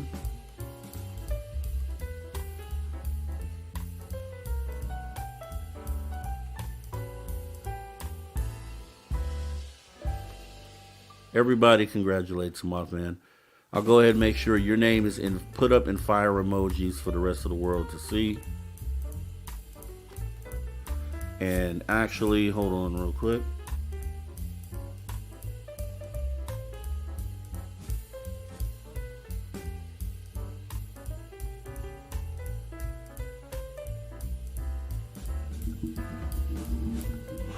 All right, so we're going to go ahead and wrap the show up tonight.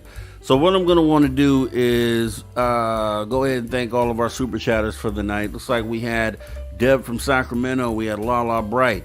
We had Lala Bright again. We had Deb from Sac again. We had Carl Bittner. We had Aloha Dave 13. We had CS. And we do appreciate your love and support of Spaced Out Radio. I really hope you guys enjoyed the show tonight.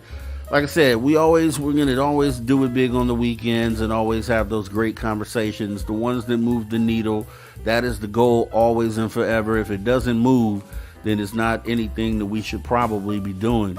So with that being said, we're going to go ahead and get ready to wrap this thing up. I want to go ahead and give a shout out to our space travelers.